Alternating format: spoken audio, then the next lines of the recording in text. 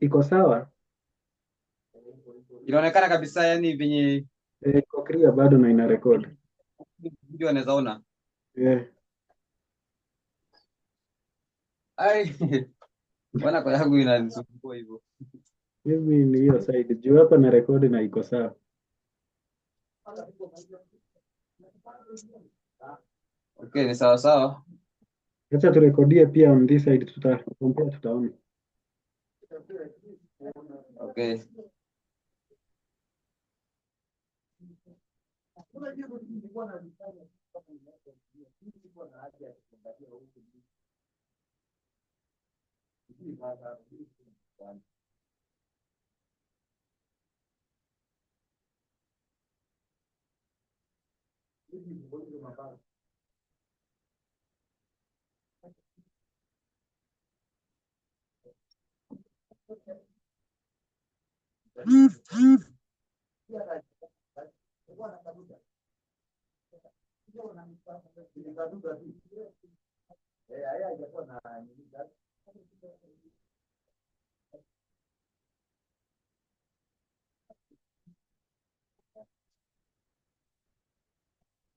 So now, as I was saying, when we tend to draw this item, this efficient set of portfolio, now we shall have this kind of curve. This curve is called the efficient frontier curve. It's called the efficient frontier curve. So this curve is called efficient frontier curve. It's called the efficient frontier curve, and you can see that as the expected return increases, so you can say as the expected return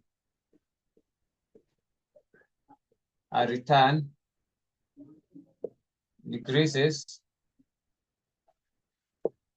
as the expected return increases, the standard deviations of the portfolios increases. Of the portfolios also increases. Also increases. So you can see from, so if you have the figures for expected return and the figures for standard deviation, when you put them in a Cartesian plane, we shall get such kind of graph, which indicates that as the expected return of a particular portfolio increases, so as the return of a particular portfolio increases, the standard deviation also increases. So remember, the higher the risk, so this one means, so in layman language, so in layman language, it means that the higher the return, the better the risk. The higher the return, the higher the return, sorry, the higher the risk, not the better. The higher the risk. So the higher the return, the higher the risk. The higher the return, the higher the risk. Now, let's talk about the optimal portfolio. The optimum portfolio. So what is the optimum portfolio? Now, optimum portfolio, this is a portfolio at a point where this is the portfolio located. So this is the portfolio located at a point where the efficient frontier, at a point where efficient frontier,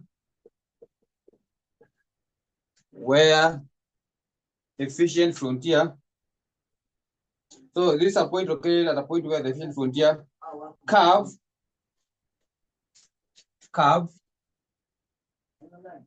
is tangent is tangent to the higher indifference curve. Is tangent to the higher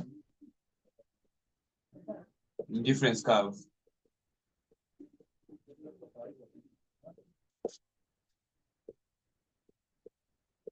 So at a point where the portfolio is located to the efficient frontier, where is tangent at the highest indifference curve? Where is tangent to the higher indifference curve? Then that one is what we call. That is what we call. Is what we call the optimum portfolio. That is what we call the optimum portfolio. Let me see. Let me look for something else we can add. Kama kunayo.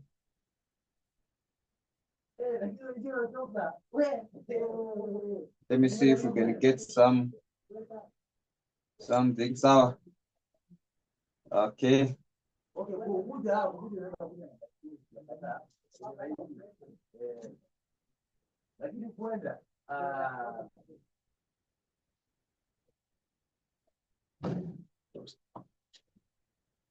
So as I was saying, optimum portfolio is a portfolio that is located to a point where the efficient frontier is tangent to the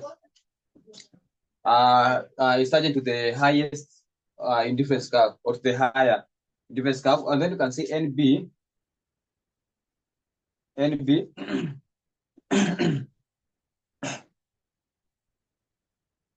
So NB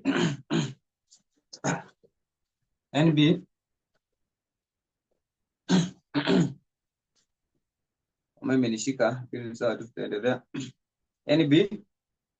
in the general market portfolio, can offer a highest return at a level of risk. We can say in general portfolio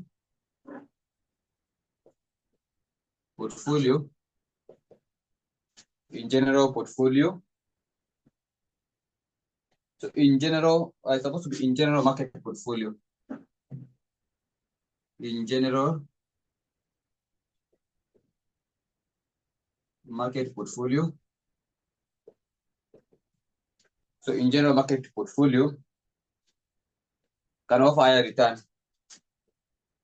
Can offer higher return at a given level of risk. Higher return at a given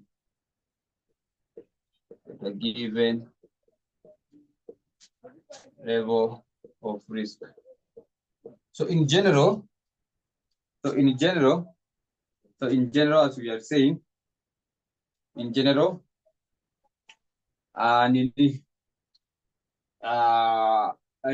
the market portfolio. So in general, market portfolio. So in general, market portfolio can offer a high return at a given level of risk.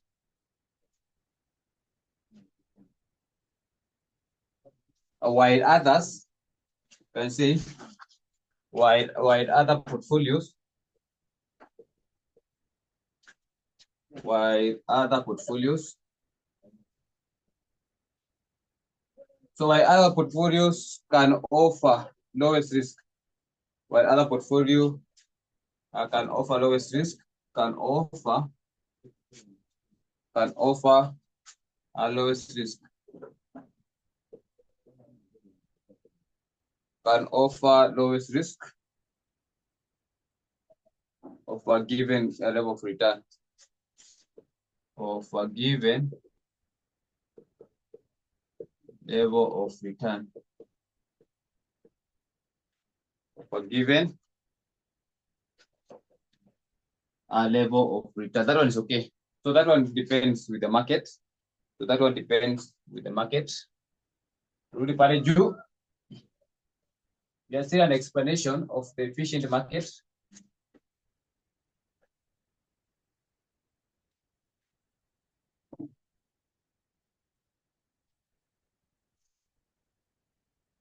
So hiyo kwanza, I don't want to rabbit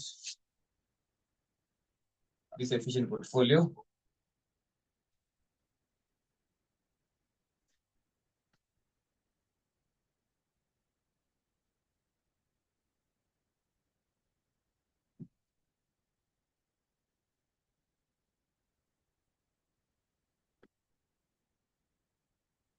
So we can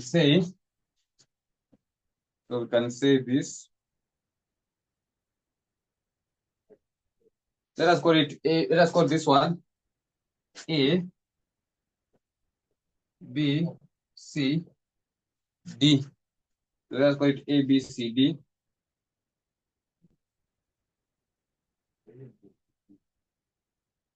Let us call it A, B, C, D. Then we can have this one in the hivyo. Tufanye hivyo. I hope itaonekana. This one is E. So let's call this one E. E. Can call this F and G. So E, F, G, we call this the other one H, I. The H. Now this one the upper H. Now I. So this point is in Nika. You can see them. So H na I. Then ya mwisho hapa tunaita J, tunahakikisha hapo sasa ikuwe mingi. That one. I want us to explain those items. So we have A, B, C, D. A, B, C, D. That's they are on the curve. So A, B, C, D is in the curve. Then E, F, G, H, I, and J, they are outside the curve. They are outside the curve. So you can say portfolio A, E, F, G. We can say, we want to explain this table. We can say portfolio A, E, F, and G. So portfolio E, F, and G promises same level of return. Promises same level of return, as you can see, of return ER1. So portfolio EAE FG promises the same level of return at the lowest at different risk level. At different risk level. At different risk level. At different risk level. So portfolio A, E, F, and G promises the same level of return. Promises the same level of return at different level of risk. That is number one.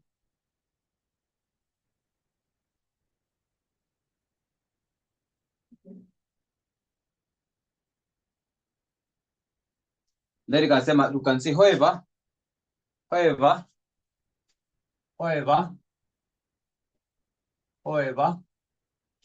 portfolio A is most desirable. Portfolio A is most desirable. Portfolio A is most desirable. So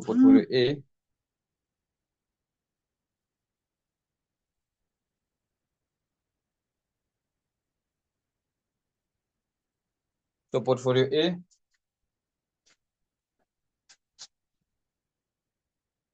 is most desirable. Network yangu ilipotea. So portfolio A is most desirable. So portfolio A is most desirable. Let's go to the next one. Let us go to the second one. Portfolio B and C.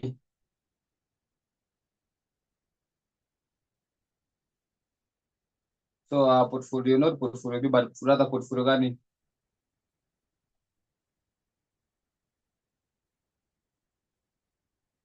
Yes, portfolio D. So presenter portfolio D, J, I, and G promises same level of risk. Same level of risk. So our risk ni at that point. So at that point,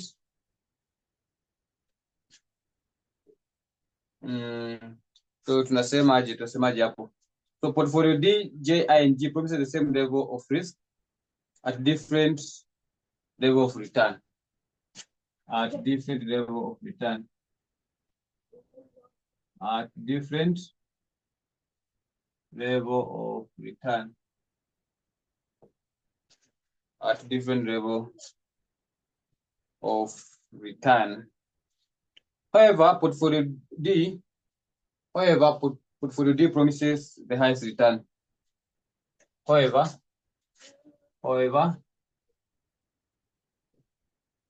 portfolio D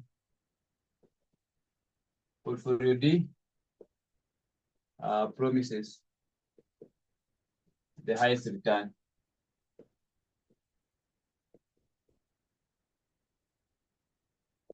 However, portfolio D promises the highest return.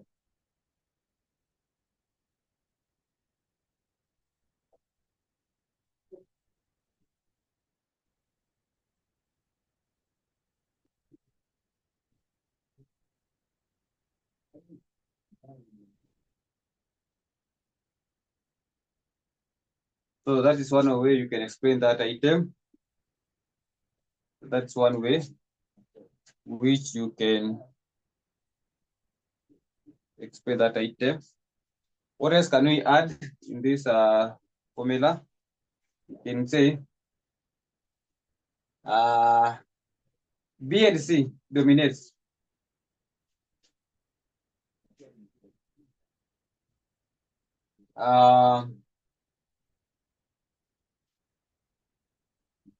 Lazima tuandike hiyo, but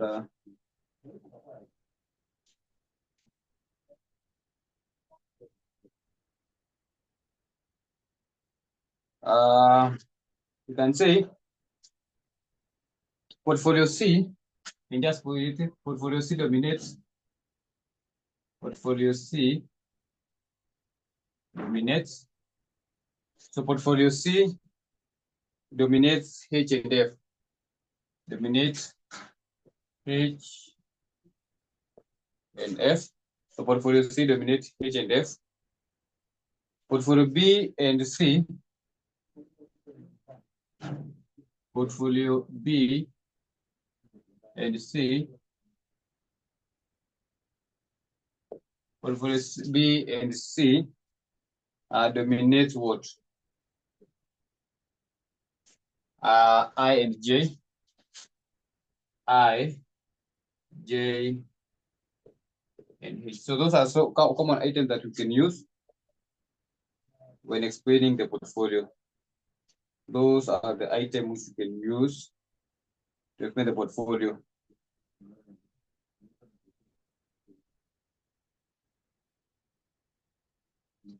Okay. Now tumemalizana hiyo. So those are some of the things you need to know when you talk about inet yangu bana. Well, okay.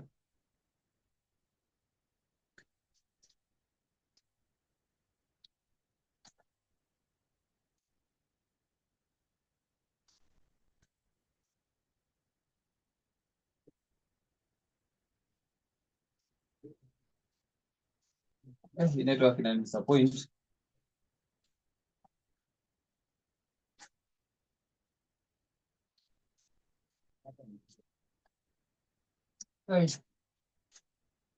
Ina disappoint sana. Na hii side tunakuona tu poa.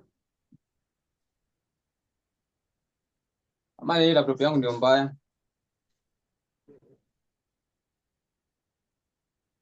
Hii side unaonekana vizuri, hata kila kitu iko through. Hakuna mahali hadi inakwama.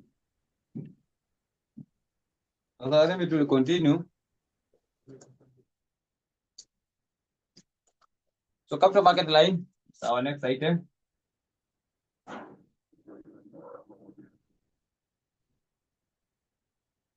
Jango wana prefer to save the video.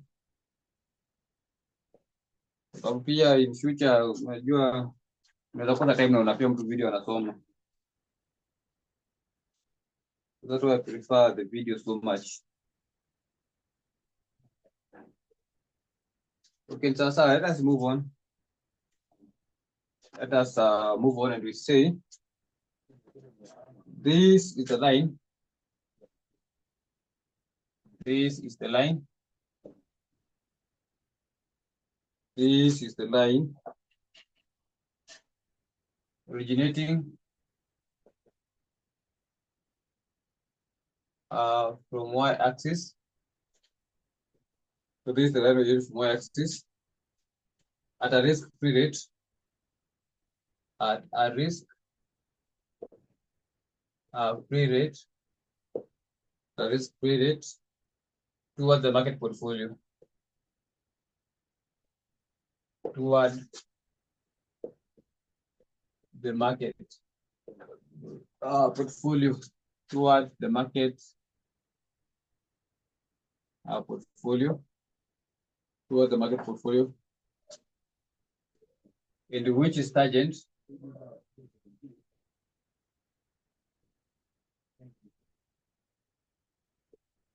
to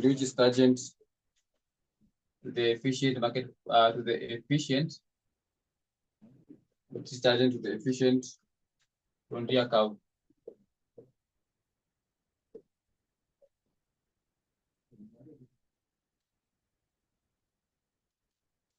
So this is the line which originates from the y-axis. From the y-axis.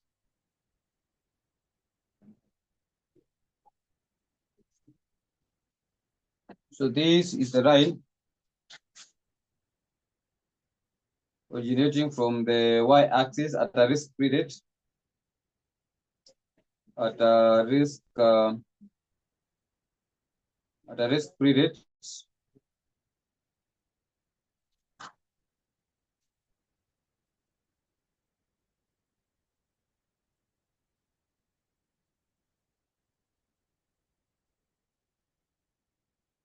Just a moment, let me.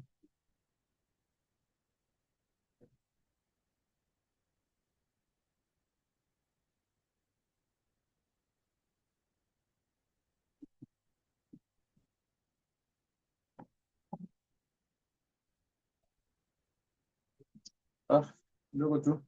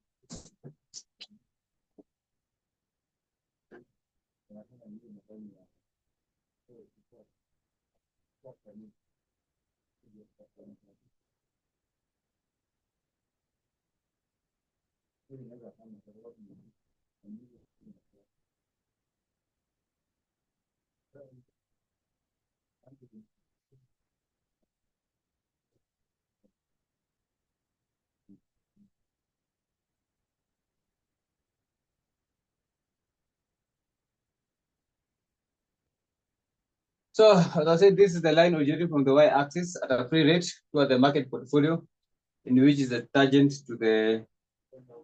So it is the tangent to the what? The efficient frontier curve. So it is tangent to the efficient frontier curve. So this is how it looks like. This is how it looks like.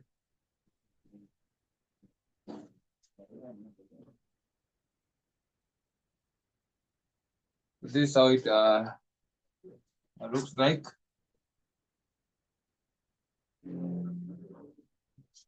Inakaa hivyo.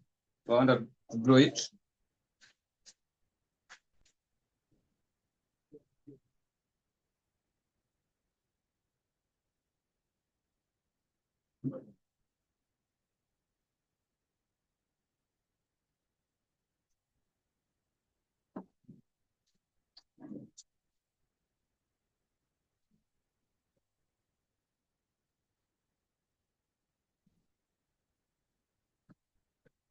Sawa.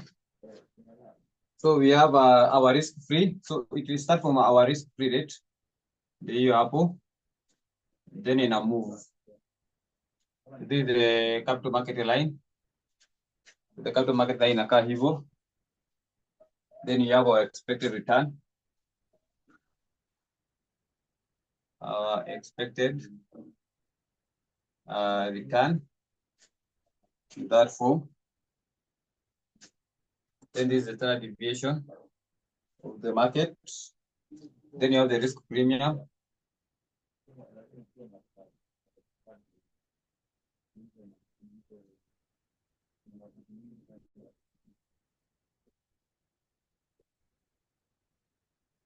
That part represents the risk premium. So that part represents the risk premium. So CML equation, this is how the CML equation looks like, which you need to know. CML equation. CML equation. So CML equation is given by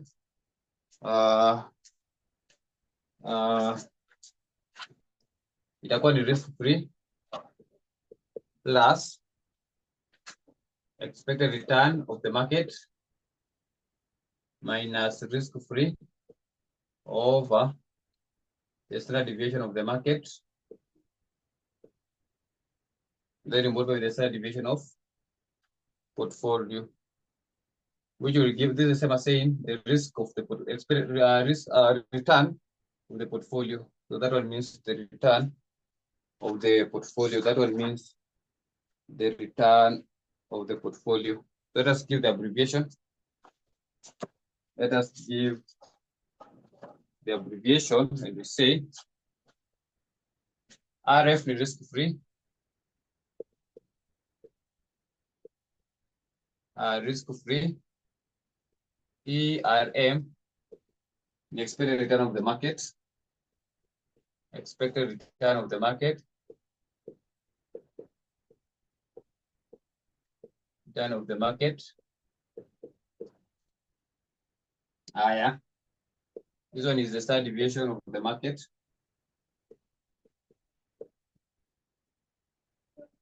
Standard deviation of the market.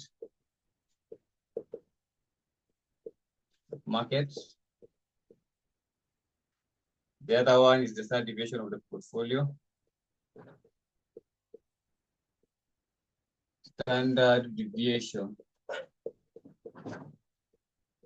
of portfolio. Standard deviation of portfolio. Then RP is the return of the portfolio. Return of portfolio. Then you have R or RP, the return of the portfolio. So that's what we are trying to find. So the return of the portfolio. That was the return of the portfolio. Now you can say, now the difference between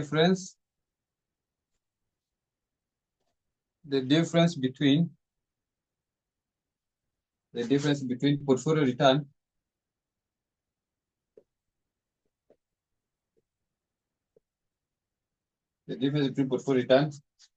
and the expected return of the portfolio and expected return of portfolio.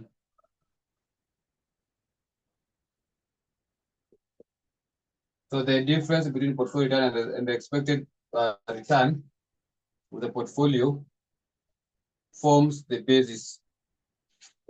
Forms the basis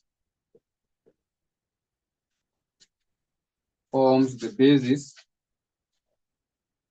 determining whether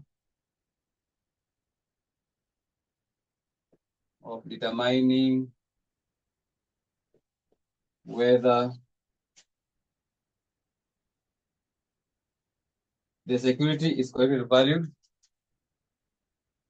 whether the security is correctly valued comma, undervalued,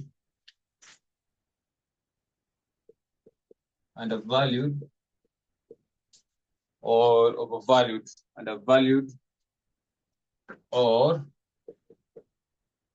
overvalued, undervalued or overvalued, undervalued or overvalued. Let us see some of the decision criteria. Let us see some of the decision criteria. Decision criteria.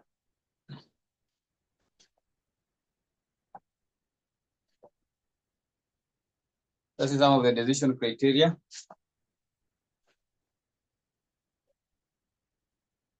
So make sure you are following up because the video, it is not good. So if you shall read the video, if you want me to upload it, you shall strain a lot.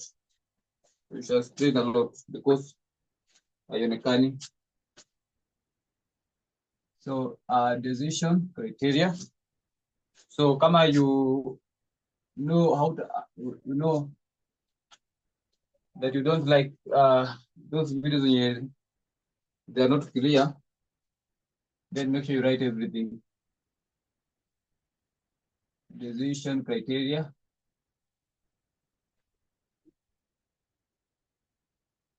Decision criteria number 1. If expected return of the portfolio is greater than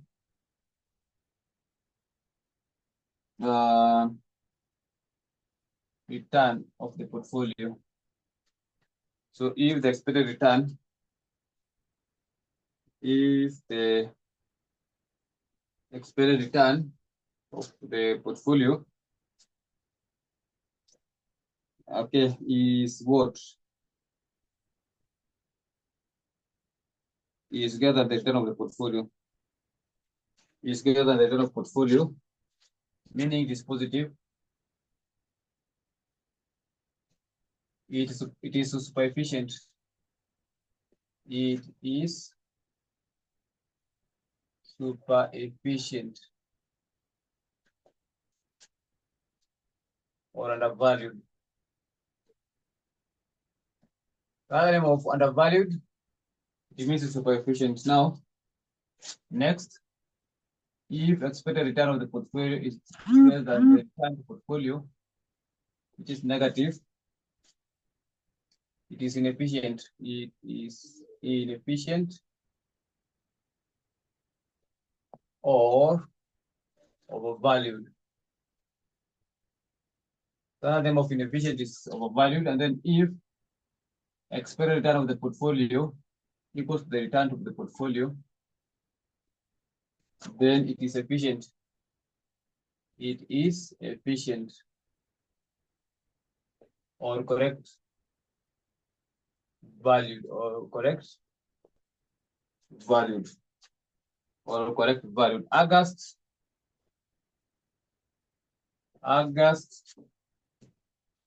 2023, question number 1C. So open that question, we do it together. August 2023, question number 1C. August 2023, question number 1. See someone to read for us. Someone to read for us.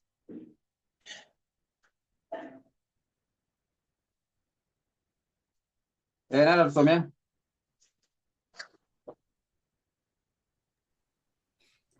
August 2023, question 1C. Simon Kobia, an investor, is evaluating 6 portfolios with the following characteristics: portfolio, expected return of the portfolio, standard deviation of the portfolio. The expected return of the market portfolio is 12% with an accompanying standard deviation of 4%, while the risk-free rate of interest is 5%. Required, using the capital markets line, Advise the investor on which portfolios is inefficient, efficient, or super efficient. Roman 2, in case of inefficient and super efficient portfolios in C1 above, compute the standard deviation that the portfolios should have for efficiency to be achieved with the given expected return. Thank you. So we start with number 1. So using the capital market line, remember the formula for capital market line. So what you do, you shall come up with a table. So solutions, we shall come up with a table. So to sum up, we have the portfolios. So portfolios, and then expected return of the portfolio, then the return to portfolio, which is equal to what we give the formula, is equal to the risk-free plus expected return of the market minus risk-free over the standard deviation of the market, then multiply the standard deviation of the portfolio, then you comment. So rather than the first portfolio. So this is the table that we are going to use.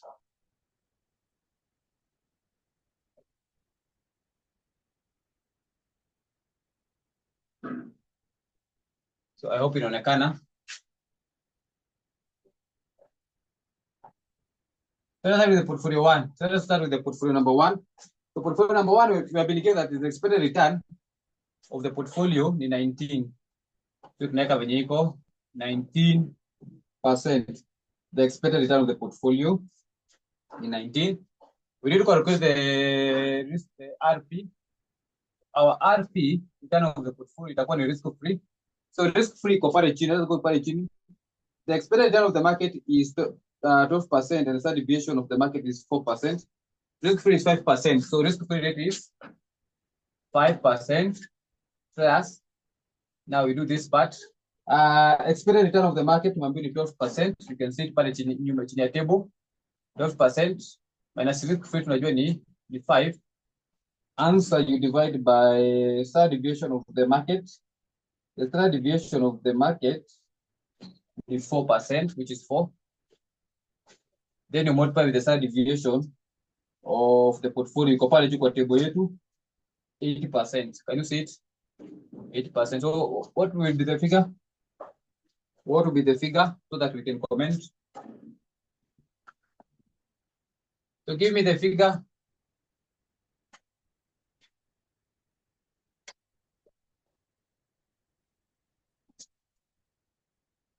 So give me the figure. So we have 6 of them. 19. 19%. Now, what can you comment?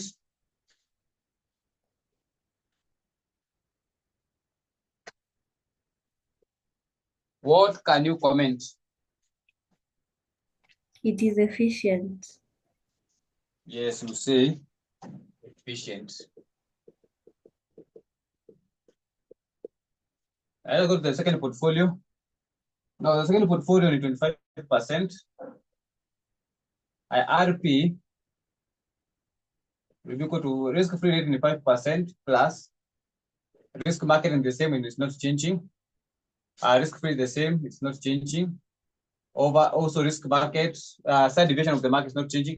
What is changing now? It is the portfolio risk. So portfolio risk, you can kwa table pale juu, the portfolio risk is 12. That is what is changing. The rest is not changing. So give me the answer for that one.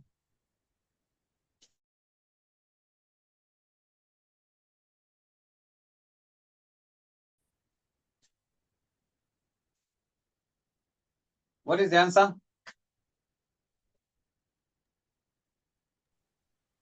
26. 26. 26%. What is your comment?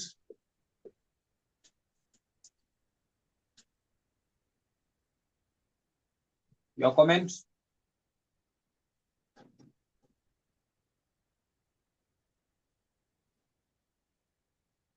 Your comment? And It is inefficient. I think it's inefficient. yes. Number 3, pale juu tukiangalia the expected return of the portfolio is 16%. RP, so our RP itakuwa 5% is not changing, risk free. Plus, risk market is also not changing. Risk free is also not changing. Standard deviation is also not changing for the market. What is changing the standard deviation of the portfolio, which is on some apparent 6%? So give me the answer.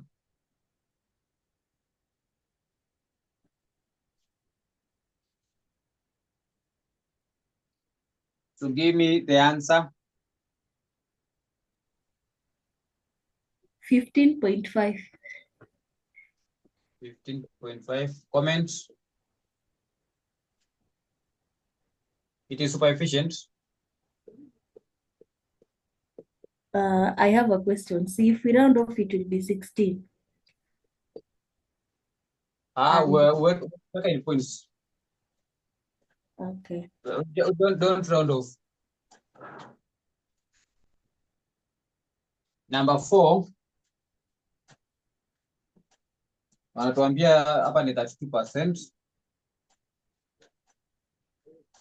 Then the risk market, not the risk, the return of the portfolio itakuwa ni 5%. Plus, risk market is not changing, risk free is not changing. The standard deviation of the market is not changing, but the standard deviation of portfolio is not changing to 16. It's not changing to 16. So what would be the answer?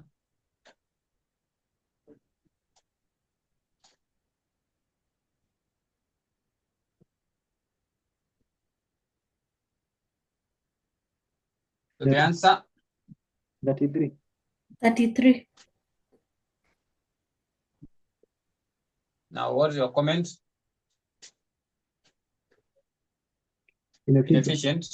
Yes.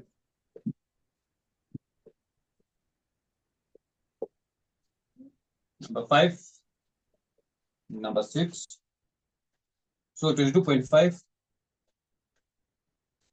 The other one is 80%. Give me direct answer. We know how to find it. So Anne do for number 5. Zach do for number 6. So Anne for number 5, what will be the return of the portfolio? And what will be the comment?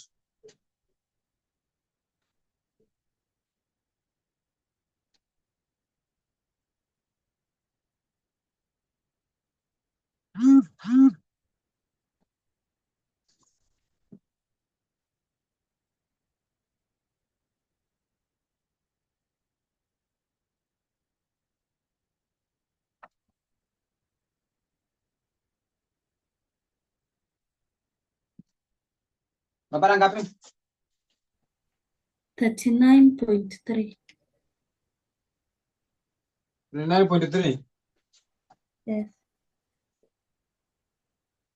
Zach yako? 39.3. Hapa.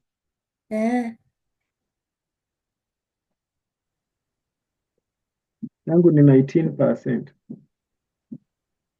Nimefanya vizuri kweli. Haya, wacha tuweke 5 plus 12 minus 5 over 4. Then you multiply with 10. Fanya ndio hiyo.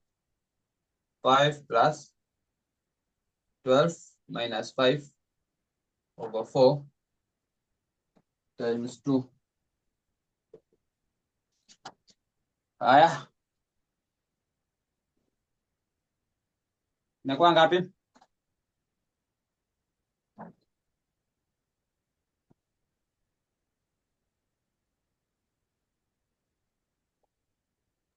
$22.5.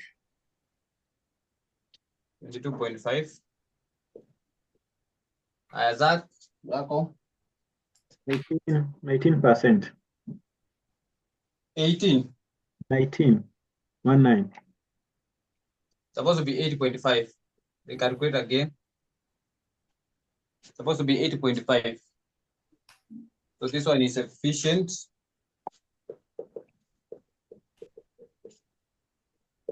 And the other one is efficient. Oh, I used 8 instead of 2. Sorry. Yep. Now that is part A. That's how you are supposed to do that question part A. So you are supposed to comment whether the portfolios are efficient, inefficient, or super efficient. We can go to part B. Part B of the question. Part B of the question.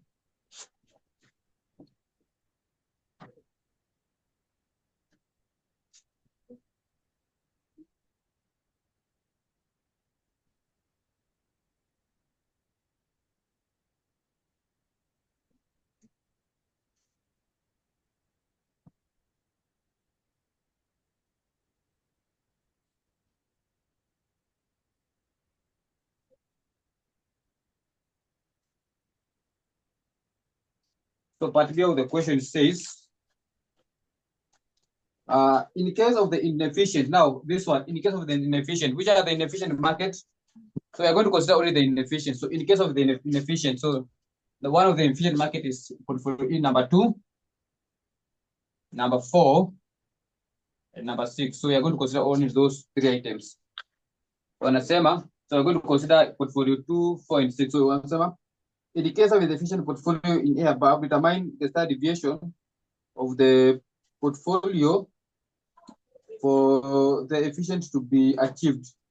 Now, which standard deviation? So Ansema will determine the standard deviation that can be used so that the portfolio can be efficient. Now remember, our formula is the same. So let's start with portfolio 2. We start with portfolio number 2. Our portfolio number 2, we can say that, remember our portfolio number 2, the return is 22.5. So 22.5% is equals to 5 plus 12 minus 5 over 4. Now we need to determine the standard deviation of P. So which standard deviation should we use? Which standard deviation should we use so as to have the market to be efficient, so that the comment to become efficient? Mimi nimeenda wapi?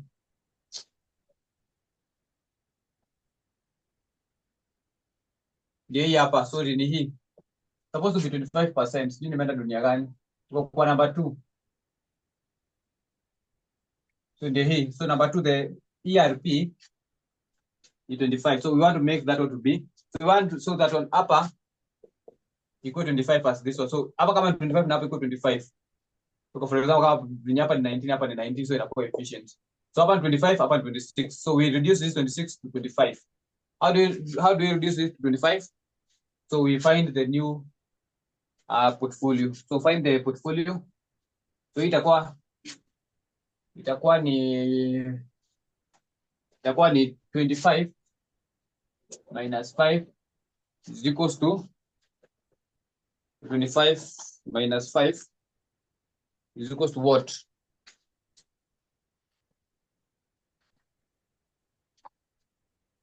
So itakuwa ni 12 minus 5 divided by 4.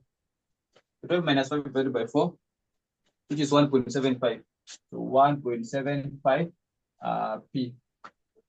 So this is equal to 20 is equals to 1.75 P. So what will be our portfolio for that case? Itakuwa ni 20 over 1.75.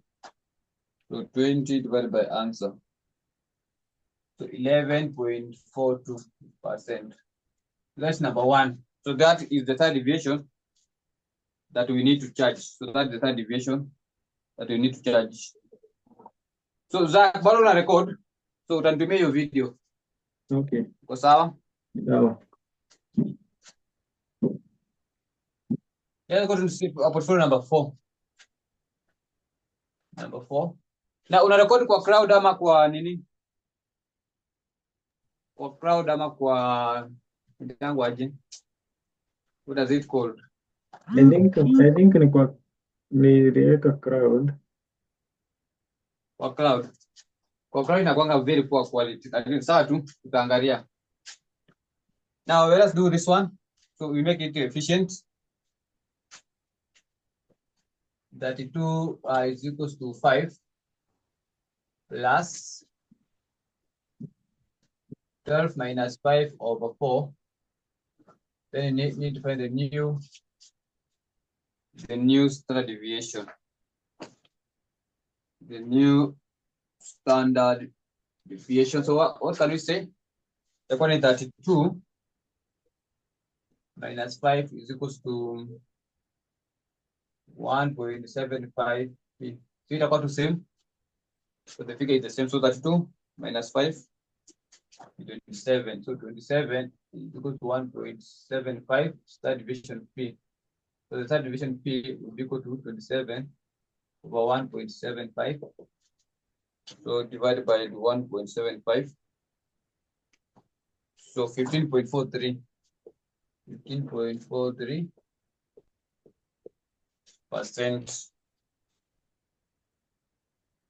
This is supposed to be 11.43. We're supposed to round off the next item.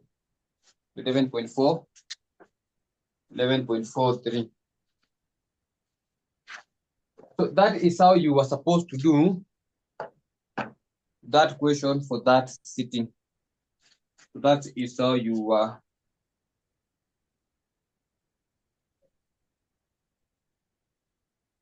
That is how you were supposed to do that question for that sitting. Now, we shall look for other question later. I want us to go to another topic. So the other topic we call it mean variance analysis. So mean variance analysis. Mean variance analysis. So tunataka go very fast so that hii class tukutana mara mbili tunamaliza. So the first class ni hii. Maybe ndio tunaweza fix kesho.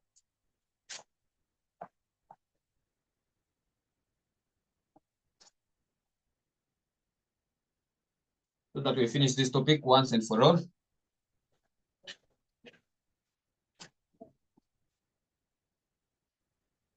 So mean variance analysis is our next item.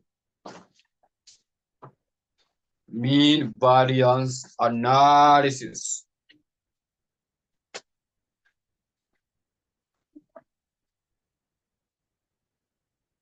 So mean variance analysis.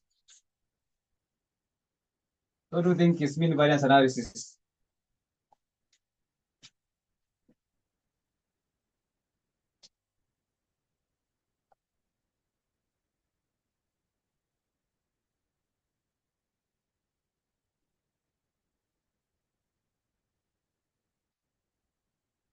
So mean variance analysis. Allah.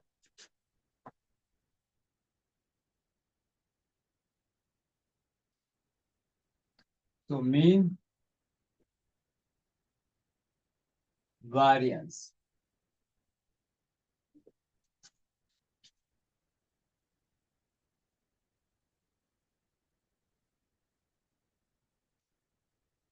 So mean variance analysis. So this is the process of weighing risk. This is the process of weighing risk. This is the process of weighing risk.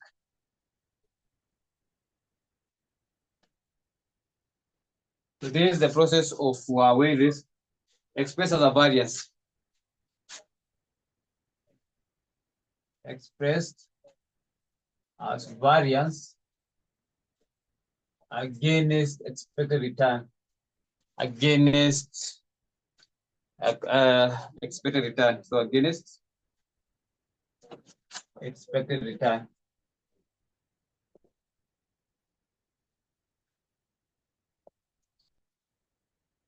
So this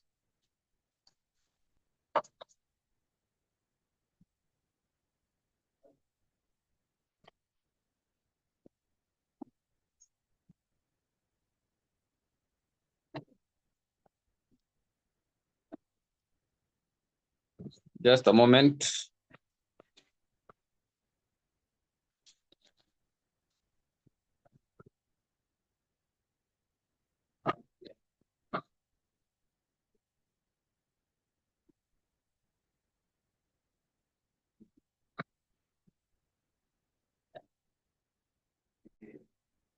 Today here, tunasema this is a process of foreign risk expressed as a variance against expected return.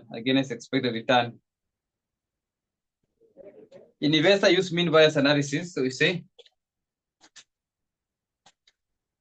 investor uses mean variance analysis. So the investor uses the mean variance analysis to make a decision about financial instrument. To make decisions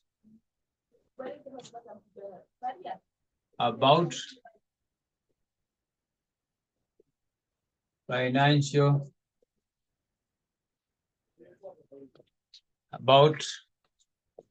financial instruments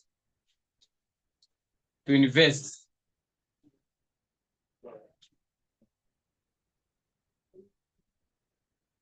To invest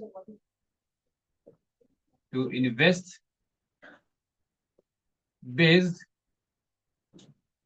on the risk. So based on how much risk they are willing to take. Based on how much risk they are willing to take. They are willing to take. Based on how much risk they are willing to take in exchange for different level of return. In exchange for different level of return. For different level of return. In exchange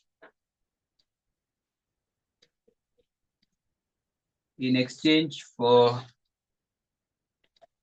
different level of return. So in exchange for different level of return. That one is okay. So when we talk about the mean variance analysis, so it measures risk as a weight of variance against the expected return, and therefore it assists the investor to make a decision about the securities that he should invest, depending on how much in terms of risk that the investor is willing to accept at a given level of reward. Now, mean variance analysis allows investors to find the biggest reward. So it assists the investor.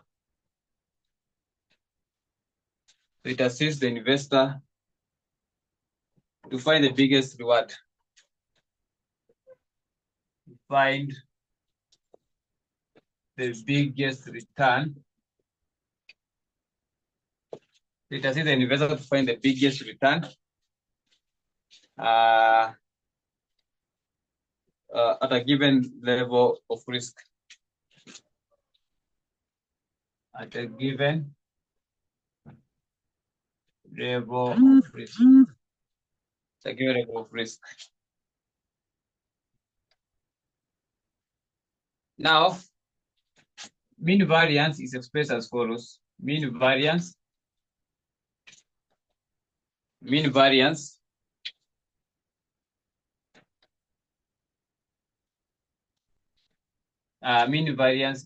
is expressed as return per unit as follows. So how do we express it? It will be equal to expected return This is the formula for mean variance, so expected portfolio return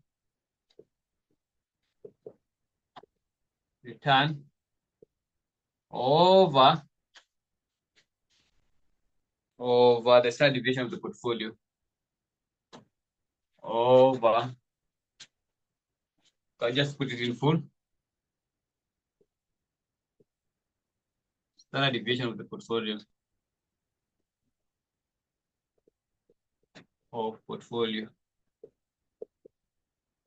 Yes, I'm saying the expected return of the portfolio divided by the standard deviation of portfolio. So the expected return of the portfolio we divide with the standard deviation of portfolio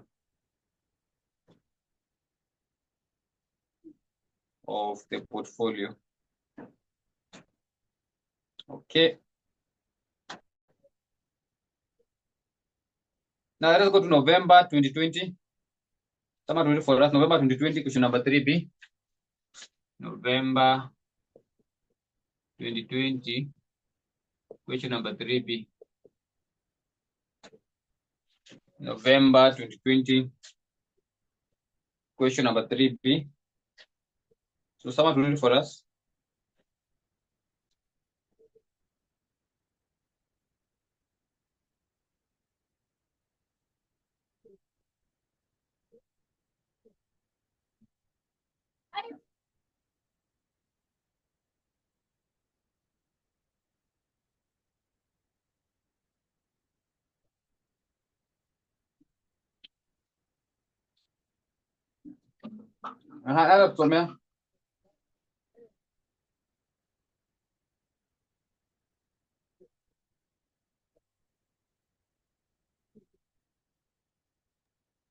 Question 3B.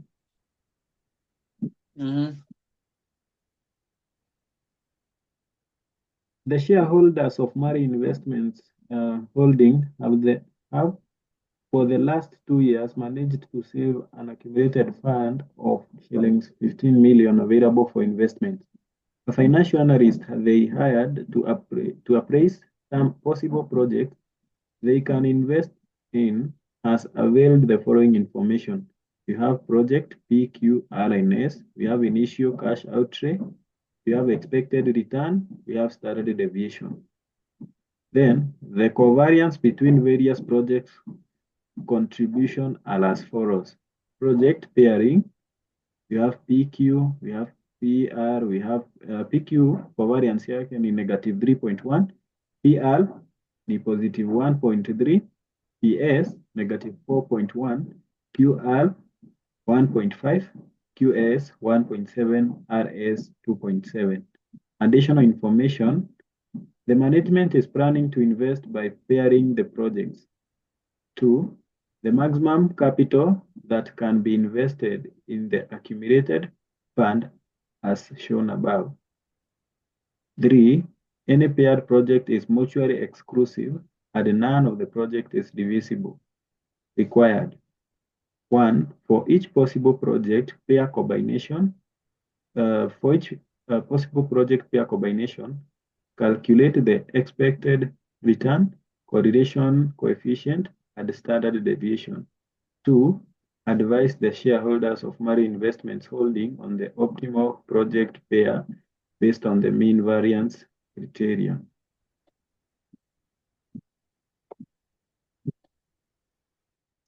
Okay, that one is all about it. So how do we approach that question?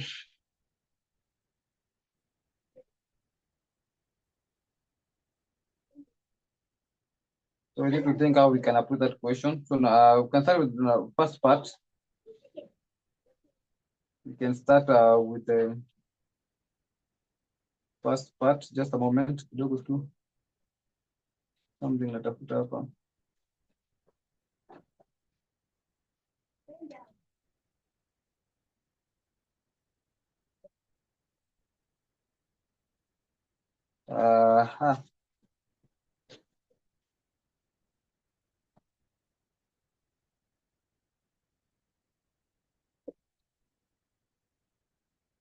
for few stuff.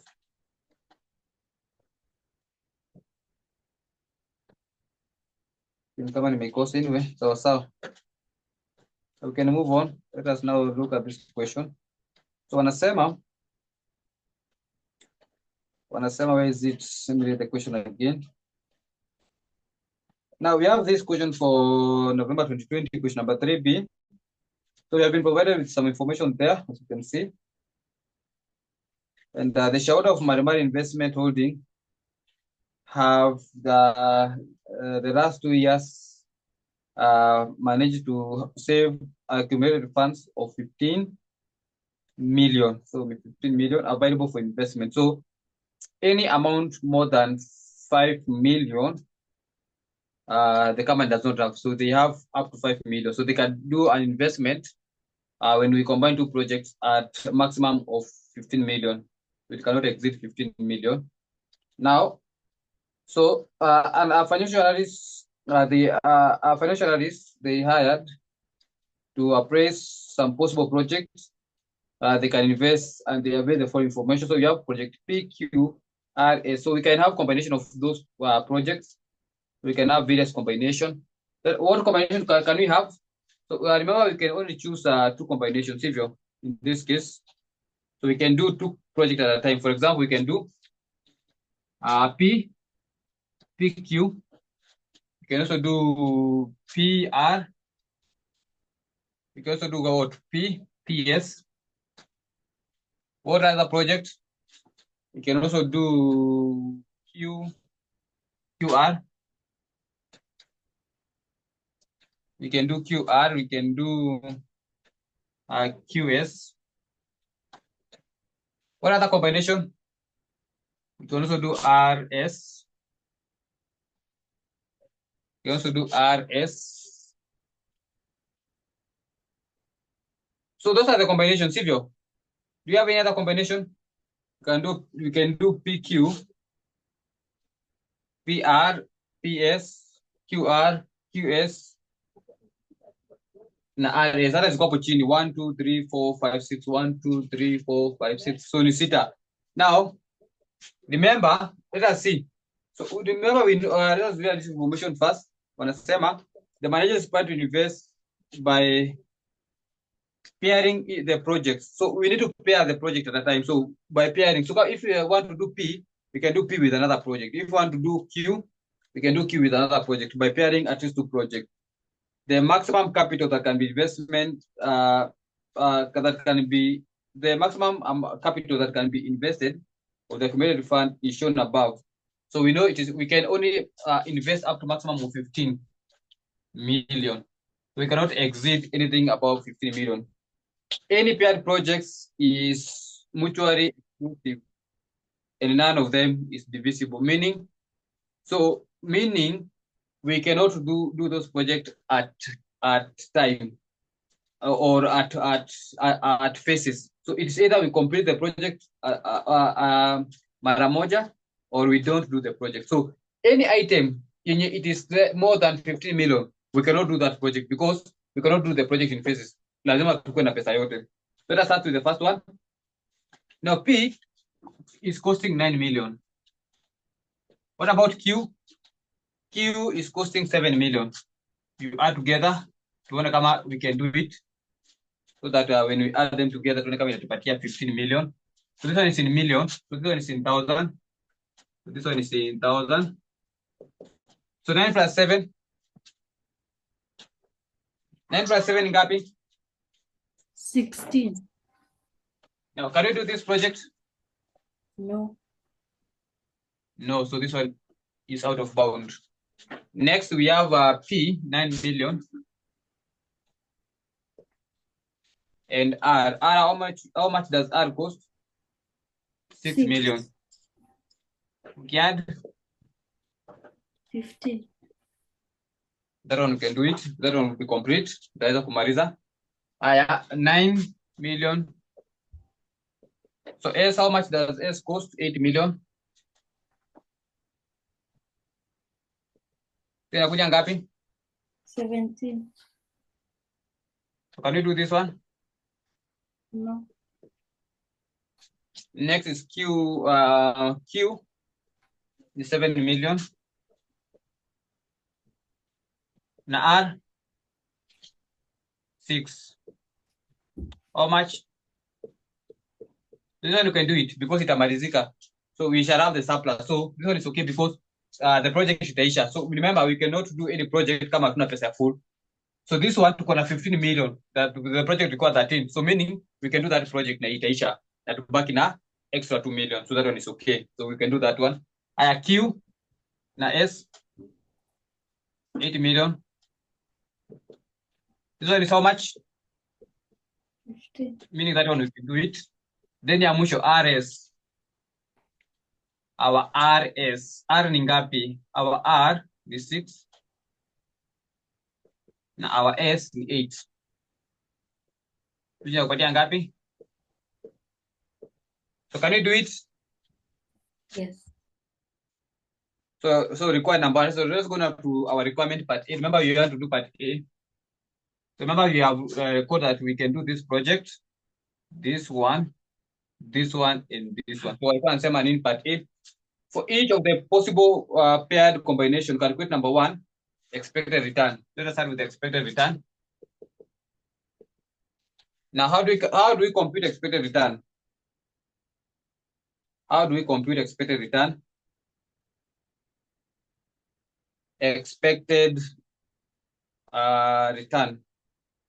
So expected return of the two combination. Now expected return of the two combination itakuwaje? Itakuwa ni return, summation of the return times probability.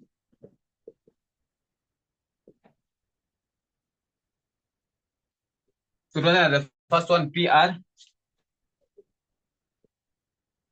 Now PR.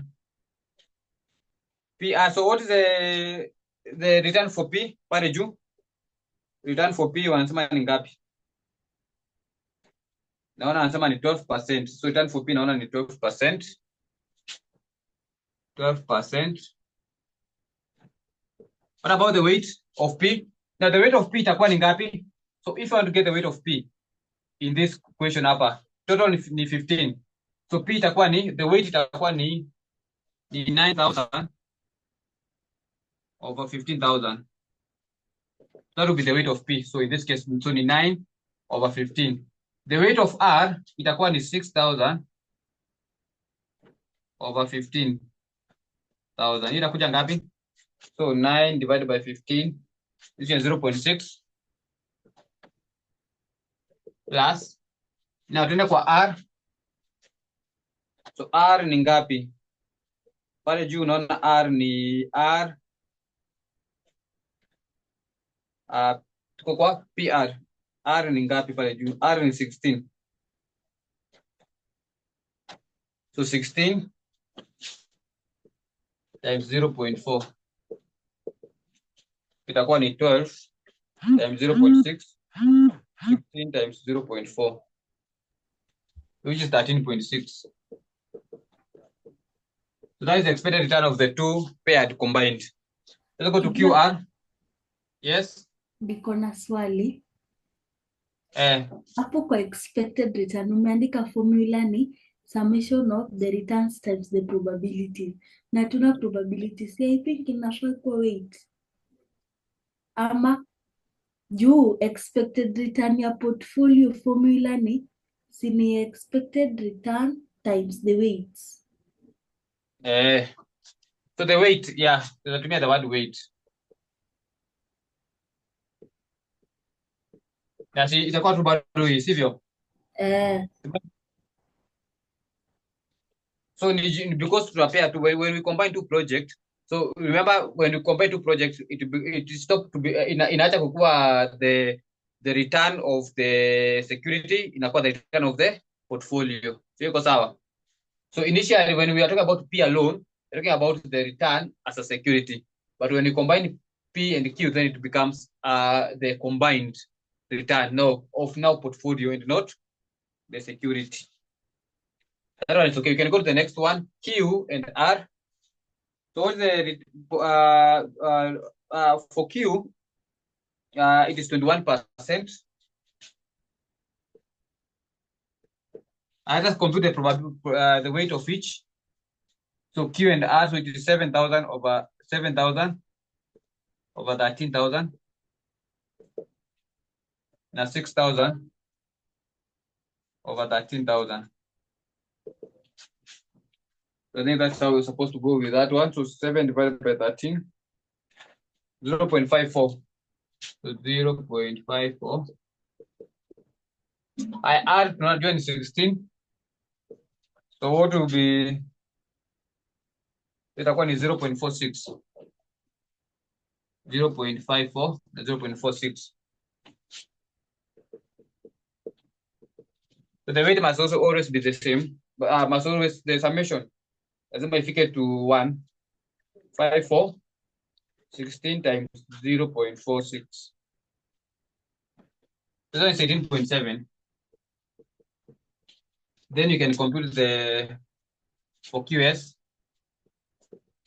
now join 21% for Q. Beta 1 is 7, so this one will be equal to what? Tukifanyia hapa, tutaifanyia wapi? So hapa juu, tutaifanyia hapa hiyo weight. So ya QS ndio hii 7 over 15 na 8 over 15. So remember they are in millions. So 7 divided by 15, which is 0.47. 0.47 plus. Now what is the return for S? Naona ni 14. So 14 times 1 minus 0.47, which is 0.53. 0.53. Inakuja ngapi? 21 times 0.47 plus 14 times 0.3. 0.53. 17.29. Then tumalizia mwisho RS. So these are the possible combination. These are the possible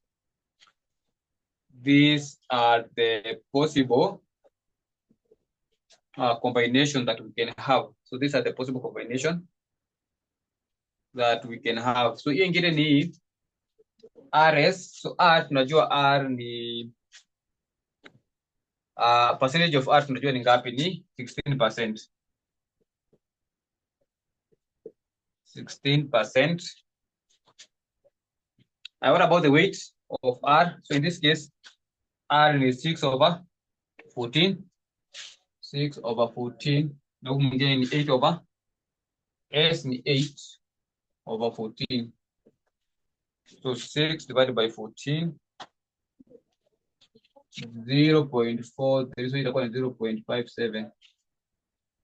So 0.43. So tunasema RS. So what is the S? S ni 14 times 0.57. So itakuwa ni 16 times 0.43 plus 14 times 0.57. So 14.86. So that's how you find the returns. That's how you find the return number. At the same part A, they also required us to calculate the correlation of coefficient. Now, correlation of coefficient. So correlation of coefficient, shall use part B. We shall use part B. Allow me to rub this part. Allow me to rub this part. We shall use part B.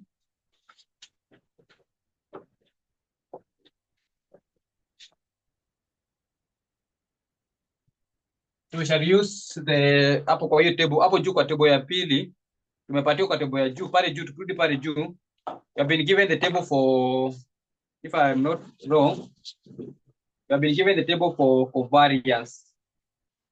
You have been given the table for variance. So remember correlation of coefficient. So when we talk about correlation of coefficient, correlation. Allah, mbona haiandiki?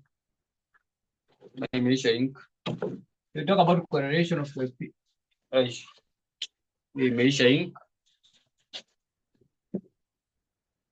So talk about the correlation of coefficients. So number, we are still under part A. The correlation of coefficients, for example, let's start with the first one, PR, the possible combination. Itakuwa ni covariance of PR over the standard deviation of P, standard deviation of R. So that's the first combination. The next combination that we saw was QR. Itakuwa ni covariance of QR over the standard deviation of Q and R. Then the other one, another combination to Riona, we had another combination here of QS, which is the covariance of QS over the division of Q and S. Then ya mwisho ni RS, which must be covariance of RS over the third division of R, third division of S.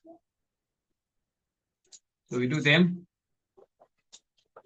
Tuanze the first one huko juu. So tuende pale juu tuangalie covariance of PR. Do you have covariance of PR? Yes. 1.3. 1.3. I hope everyone is seeing. What about the standard deviation of P and standard deviation of R? Yes, your standard deviation of P in 2.5. 2.5 times standard deviation of R in 2.3. 2.3. So what will be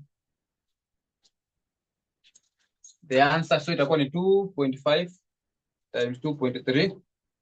Then 1.3 divided by answer 0.23. So 0.23. So that's for PR. Any question for PR?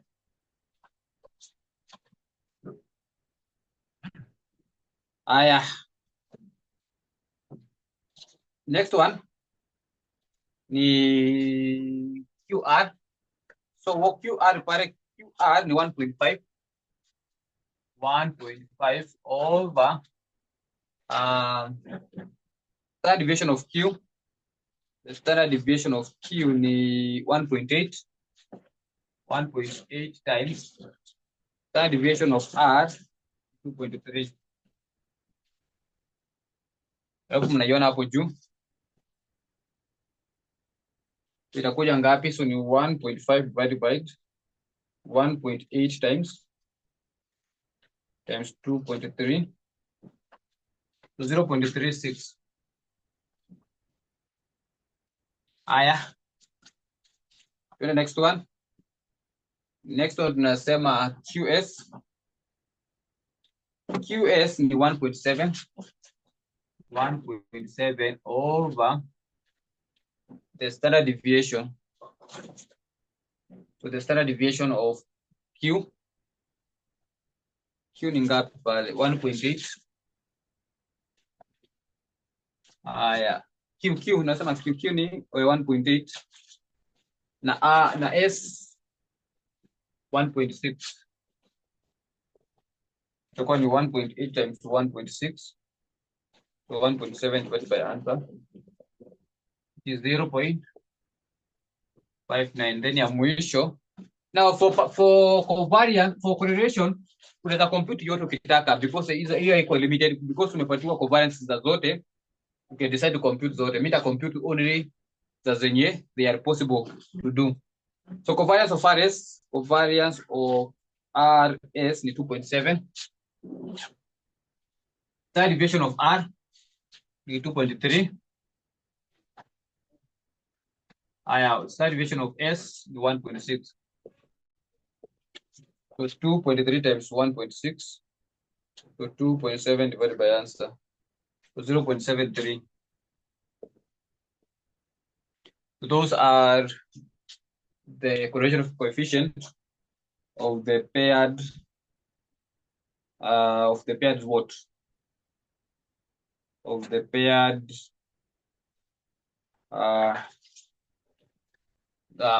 what item. Now third deviation Now the standard deviation of the paired, they call the standard deviation of, for example, let's start with the first one, PR. So the standard deviation of PR, this one compute standard deviation. So you put in a PR, so they call the standard deviation of P times the weight of P times the weight of P plus standard deviation of R, weight of R. So it wasn't the first one,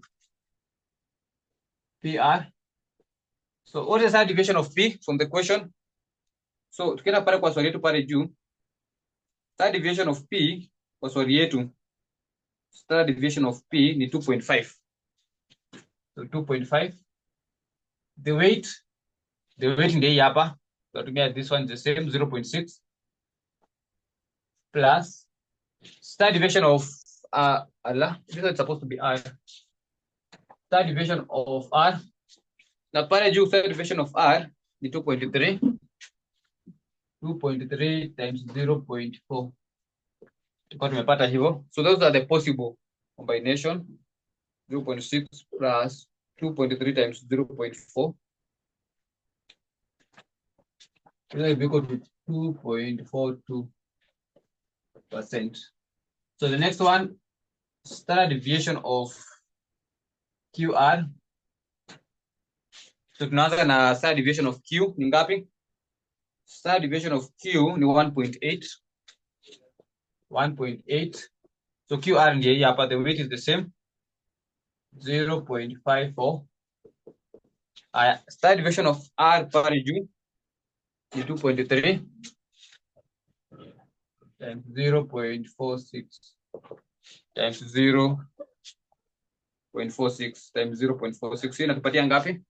Itakuwa ni 1.8 times 0.54 plus 2.3 times 0.46. That will be equal to 2.03. Then the standard deviation of QS. So you do that one. Standard deviation of RS. You also do that one. That one is your assignment. Sorry, imekuwa mrefu sana bwana Aishi. So that is part A. You are supposed to calculate all those items. So you complete for standard deviation of QS, standard deviation of QR. Now number 3, advise the shareholders of Marimari Investment on the October project based on the mean variance. Based on mean variance. So what is the formula for mean variance? Do you remember the formula for mean variance? Mean variance. So hiyo ndio nakuja sasa kufanyia hapa. Mean variance.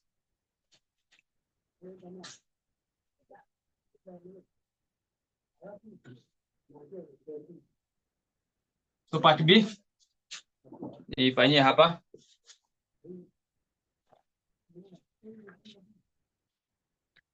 Part B, mean variance.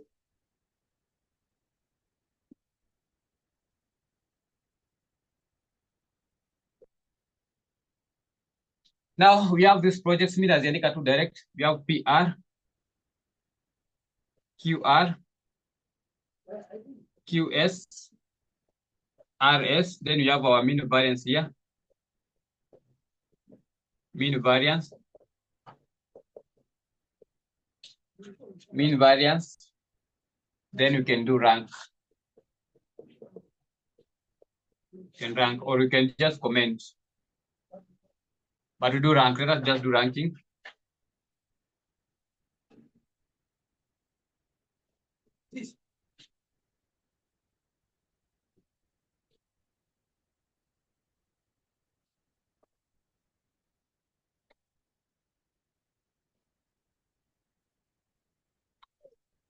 So rather than PR, so to what was the formula?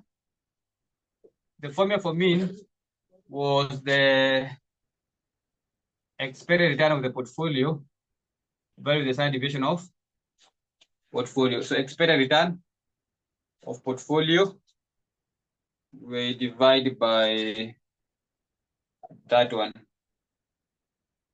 Itakuwaje?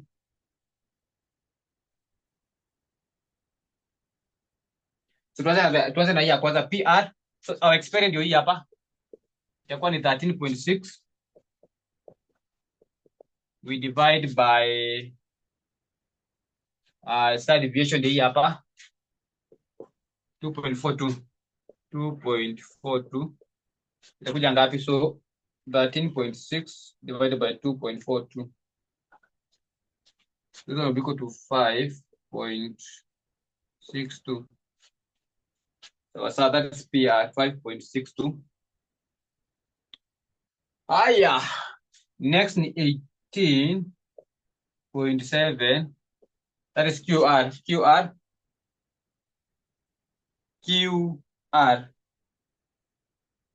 18.7, and then Pareju QR 2.03. So 18.7 divided by 2.03, 9.21. 9.21. We move on to QS 17.29. Aya, umepata ngapi hapa? Give me the answer for this one. Sasa lazima tukue nazo. Ya kwanza ni ngapi?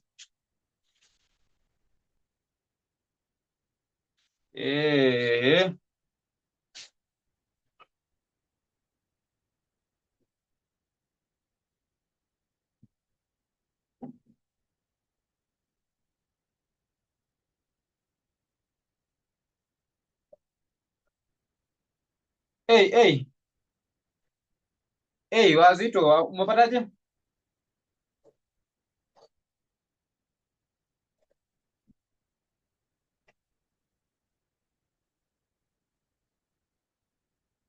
Yes.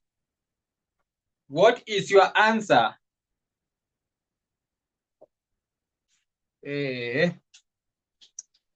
Sasa hapo ndio tunasikia tumekuchora giza. Let us compute them. So hiyo ya QS ni 1.69. 1.69. So 17.29 divided by 1.69. So 10.23. Na ya mwisho Zach.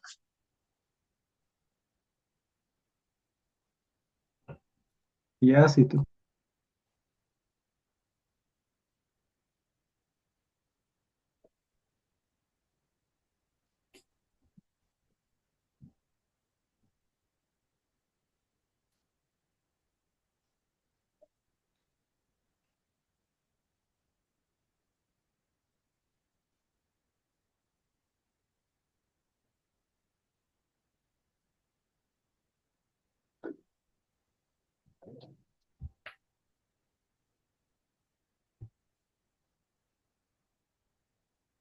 1.90.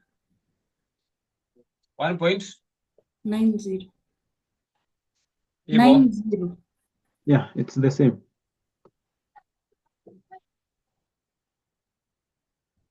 So 7.82. Now you rank from the lowest to the highest. So you rank from the lowest to the highest. So how do you rank it from the lowest to the highest? Tunasema the lowest hapa ni gani? Number 1, this one is the number 1. Number 2, number 3, number 4. Now, if you were to pick the project, which one do you think you should pick? So remember the mean variance, the lower the risk. Silvio. Query. So which project do you think should be picked? Now, in this case, PR is the best project. So you say pick PR. Pick PR since it is associated with less risk. Also, you can say pick PR because it exhausts all the accumulated funds. So you can also pick PR number one because it has the risk per unit return. So the return is quite huge, but the risk is small. So you pick this one because it's associated with the risk, less risk per unit. Less risk, but supposed to be less risk per unit. Less risk per unit. Or number two, you can decide to pick PR because it consumes all the amount of investment. That is the 15. So it consumes all the amount without leaving a balance. So that is another reason why you can pick PS. So that is how you are supposed to do that question for November 2020. Do you have a question concerning that question? That's how you are supposed to do that question.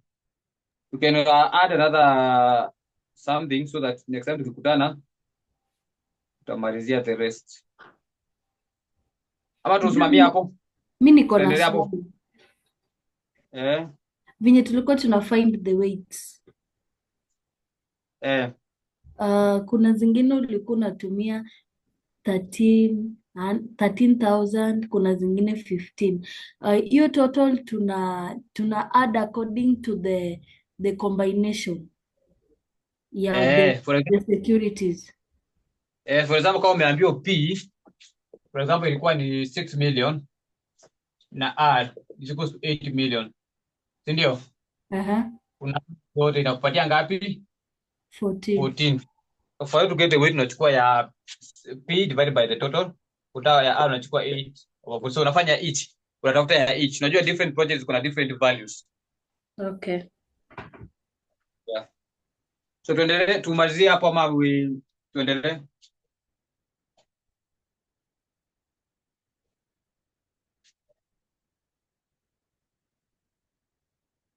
Yes. Si tunamalizia portfolio ama? Bado ni mrefu, tunasema tumalizie, iko na 58. Not 58 but rather inafaa bado tuko mbali. Tuko kazi kama ingine mbili ama mbili hivi. So tuendelee. Hadi 12:30. So tukianza hii ndio tunafika 1. Introduce something new.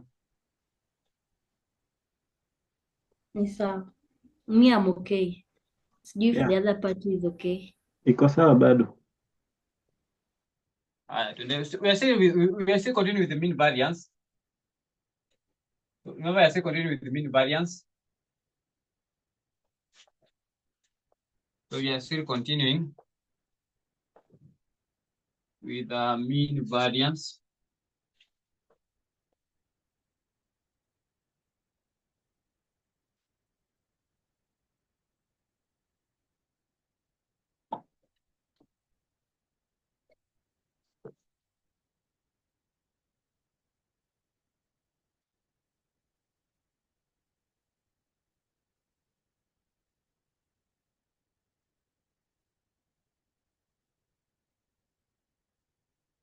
Now let us see how to compute the weights in case we don't have the figures.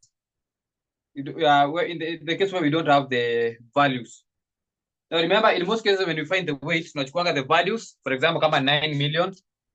So in most cases when we computing the weights, in most scenario unapataka tumepatiwa figure, for example, A iko na 9 million, B iko na 6 million, then the total inatupatia 15,000. So for you to get the weight, unachukua ni 9 million. So for example, the weight of A over 15 million. For you to get the weight of B, is 6 million over 15,000. Now that is the most scenario, the most scenario that we use when determining the weights. Now, what if now we don't have the weights? Now, how do we compute the weights if we don't have these figures? If you don't have the figures, for example, 9 million, 6 million, blah, blah, blah. Now, computation of weights. So another formula for computing weights. Another formula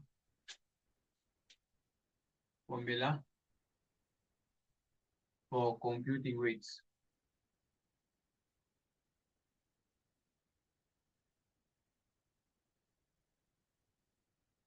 Computing weights. Let us see how we are supposed to do it. So we can say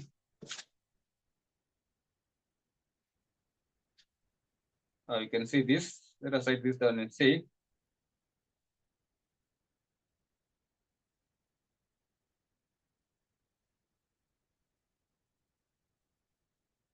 so remember we are talking about the minimum so we call it the minimum variance. Let's call it this one. Let's change this one from analysis to the mean variance portfolio.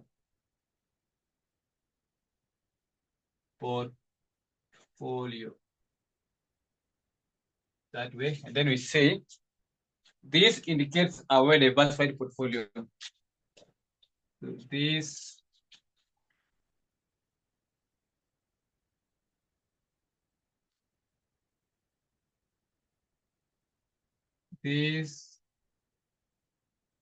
indicates a well-diversified portfolio.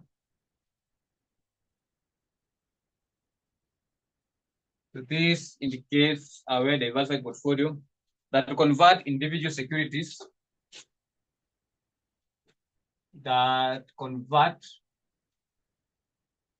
individual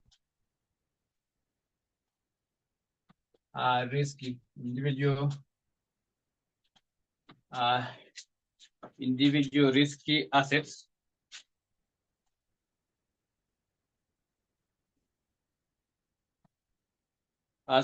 which are hedged, or you can say into bracket mitigated, which are hedged or mitigated when traded together. When traded together,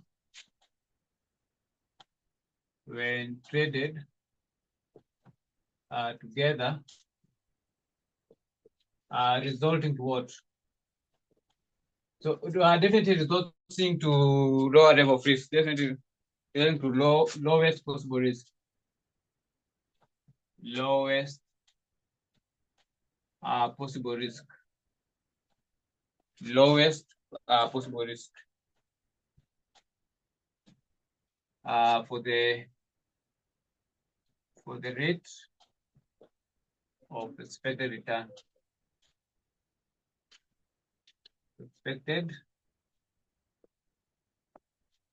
The expected return.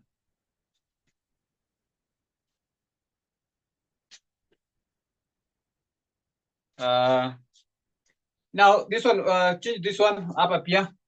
I wanted to change this one to call it, let us use the word minimum. Minimum variance, not the mean variance, but the minimum variance. So let us call it the minimum variance and not what? Let us call it the minimum variance, not the mean variance. So the minimum variance and not the mean variance. So in order to get the exact minimum variance, in order to get the exact minimum variance,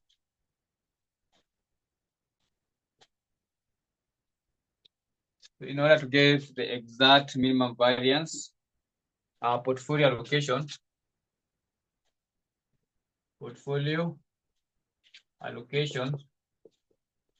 into bracket are the weights. The portfolio allocation for two assets.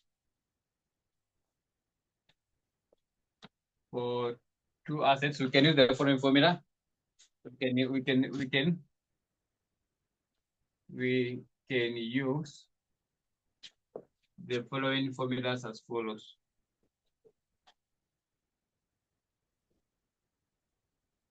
as follows.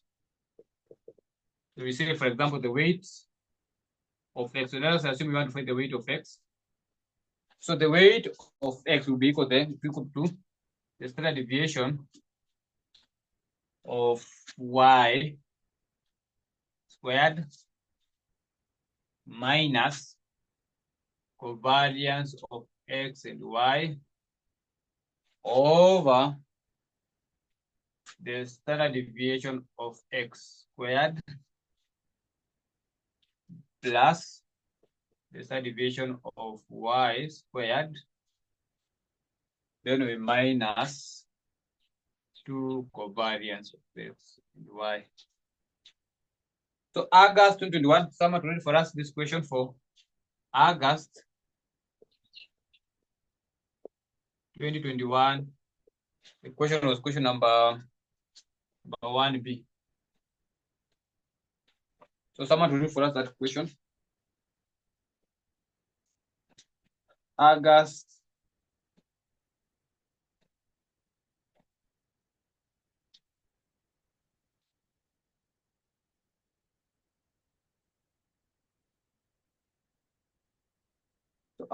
2021.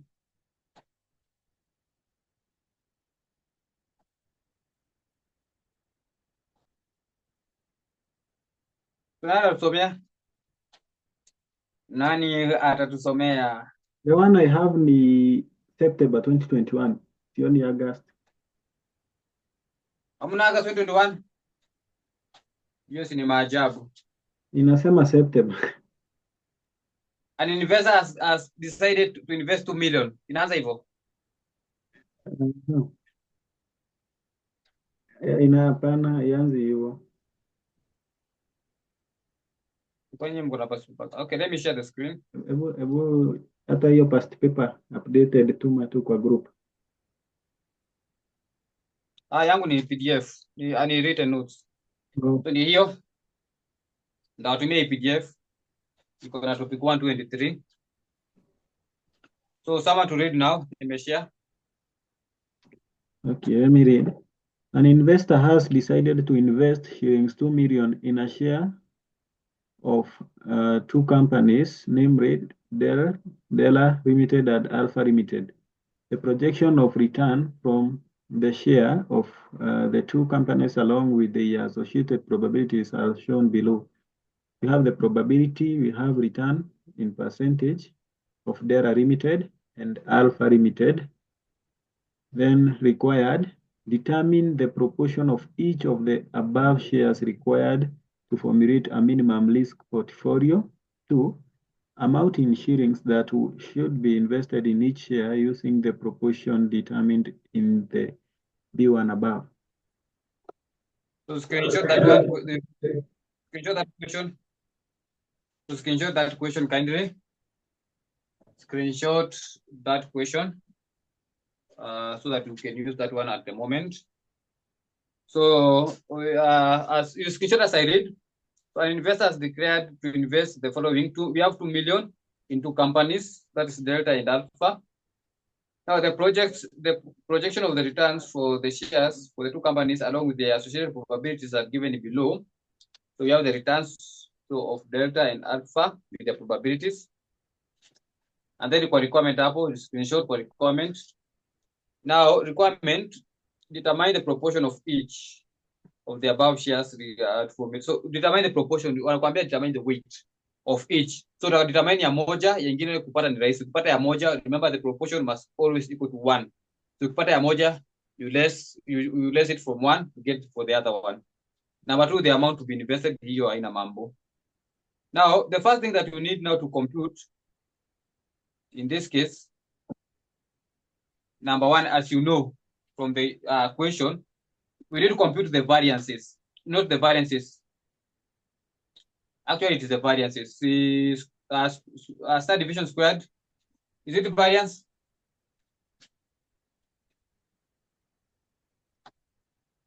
It's variance. Variance. Standard deviation squared invariance. So what do we do? What we can do? Let's just write them down. We say probability. So tunatafuta tu back huko juu so that we have a good space. tufanye kila kitu ndani mara moja.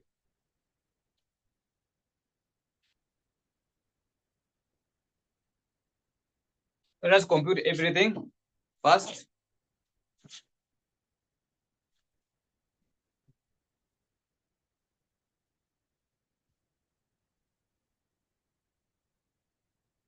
So tunasema hivi, we have probability. Kuna 0.2, 0.25, 0.25 na 0.30. Sivyo? Na hizo ukizia zinafika kweli nini? Zinafika 1.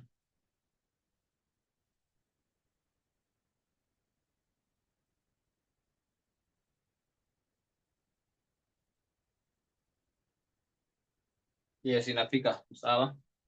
Then you have the returns. So the first one delta. Na huyu mwingine ni nani? Alpha is going percentage. Now we have alpha.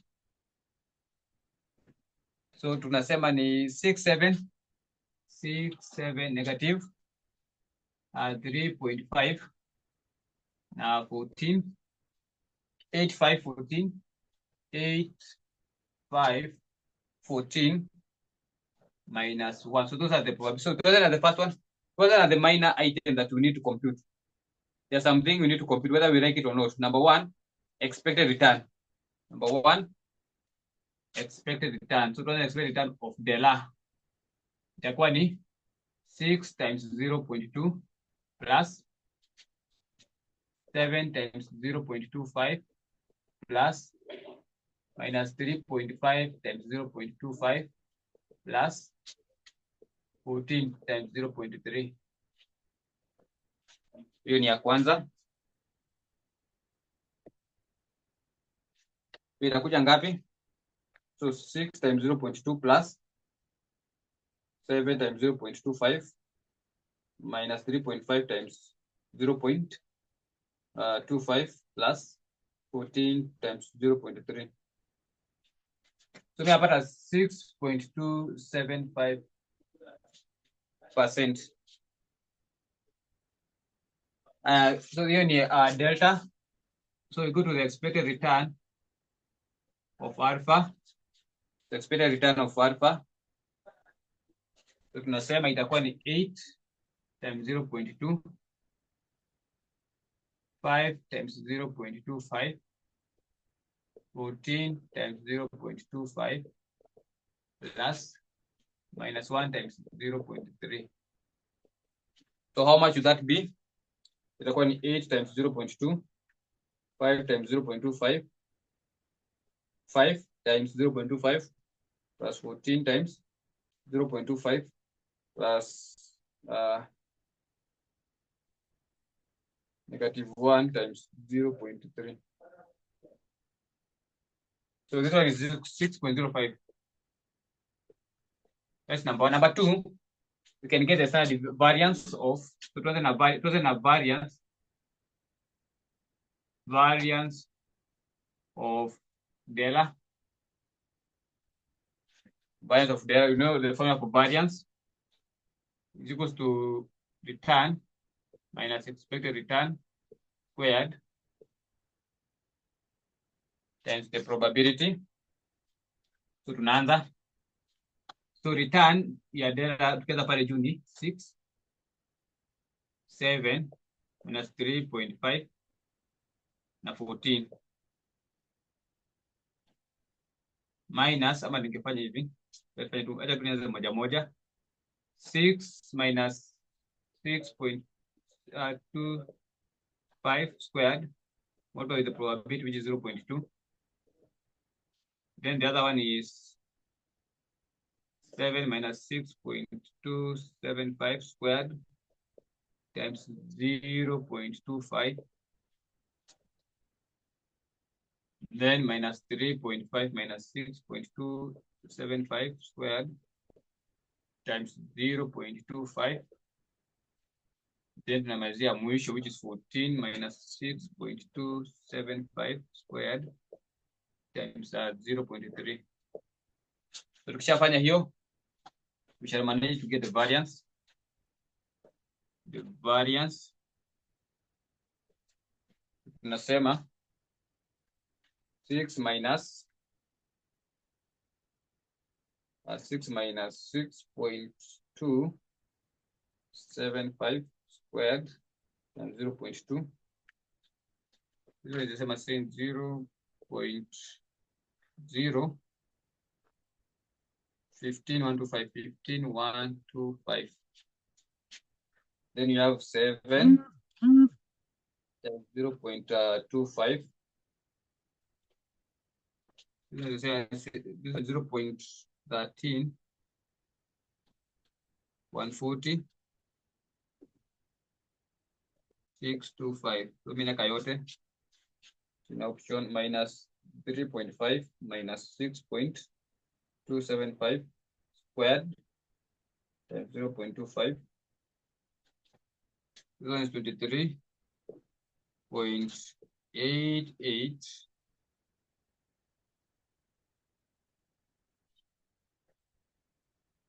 8876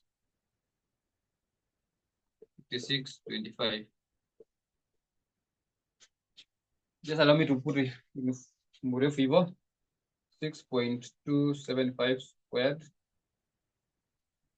Nasema 14 minus 6.275 squared times 0.3.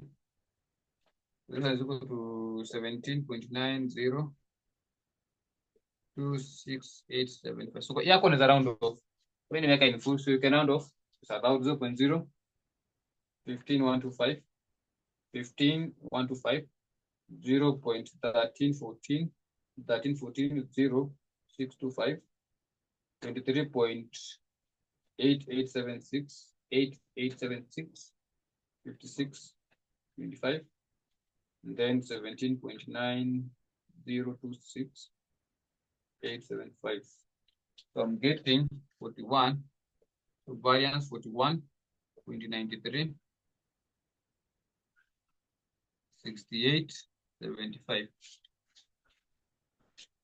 So what is the deviation? It is equal to variance 41.93 68.75. I am using the round off to only 2 decimal place. 6.48 6.48%. So 6.48%. 6.48%. Let us proceed and calculate. Let us proceed and calculate what? What else do we need from the formula? From the formula, we need also the standard, the variance of the other elements.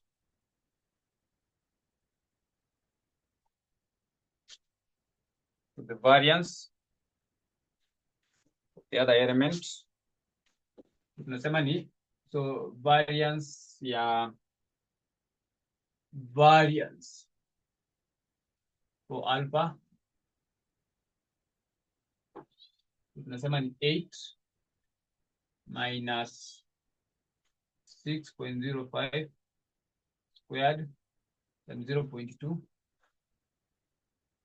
5 minus 6.05 squared and 0.25.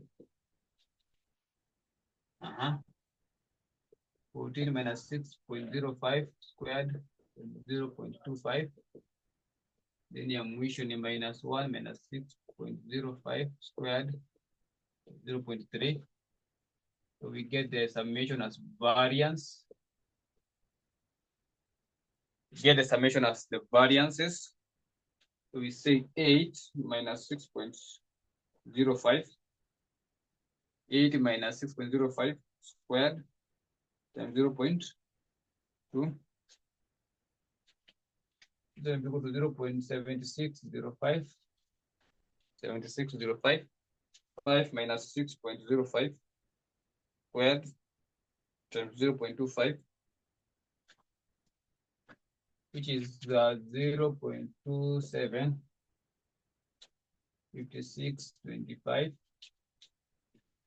Then 14 minus the 6.05 squared times 0.25.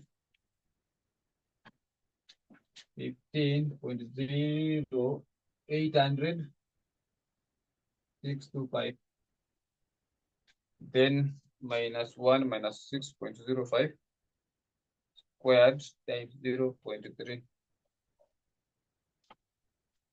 is equal to 14.91075. 91075. So to add them together, 0.76, 05, 0.27, 56.25, 15.80625, 14.91, 075. So mimi napata 31.74, 75. You can find the standard deviation of alpha. The scale of variance, which is 31.74, 75. So how much is that? 5.63%. Hiyo tumemalizana nayo hivyo. Hiyo tumemalizana nayo hivyo. Next we need is covariance, because we need the covariance of delta and alpha. Remember the formula is the return of delta minus expected return of delta, expected return of alpha minus expected return of alpha, so the return, then you model the probability. It wasn't as the first one. Itakuwa ni 6 minus 6.75, 6275. Ya pili ni 8 minus 6.05 and 0.2. Then kwa 7 minus 6.275. Then 5 minus 6.05, 0.25. Ya tatu minus 3.5 minus 6.275. And then uko ni 14 minus 6.05 and 0.25. Then ya mwisho ni 14 minus 6.275, then minus 1 minus 6.05 and 0.3. When you add together, you shall get the covariance of delta and alpha. You shall get the covariance of delta and alpha. So ya kwanza 6 minus 6.25, 6 minus 6.275 multiply with 8 minus 6.05 times 0.2. Unapata ngapi? 6 minus 6.275, 8 minus 6.05 times 0.2. So either is equal to minus 0.10725. 10.725 ya pili. 7 minus 6.275. 5 minus 6.05 times 0.25. Itakuwa ni minus 0.190325 minus 3.5 minus 6.275, 14 minus 6.05 times 0.25. So mimi napata minus 19.4278.125. Ndio tunamalizia mwisho. 14 minus 6.275 minus 1 minus 6.05 times 0.3, which is minus 16.338.375. So the covariance is a negative figure.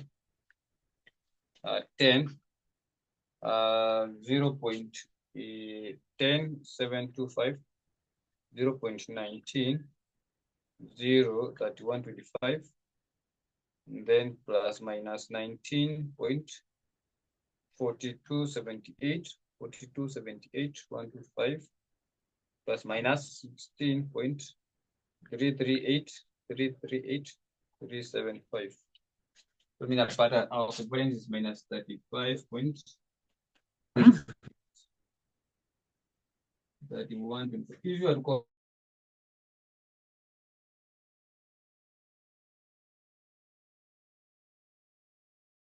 it's fine. We are not interested with the coefficient. We are interested with our formula. Let us write our formula down. Now the weight of x.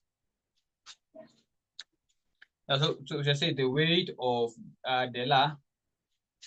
Itakuwa the standard deviation squared of del A minus the covariance of del A and alpha over standard deviation of del A squared plus standard deviation of alpha squared minus 2 covariance of del A and A. Is that one correct? Is that one correct? So for example, let us have the first one. Standard deviation squared of del A, DAE. It is the variance in short. It is the variance. So let me put it in 2 decimal place. Where I see. So in 2 decimal place hivyo. Ndio square na kubwa sana. Okay, for example, okay, let us see.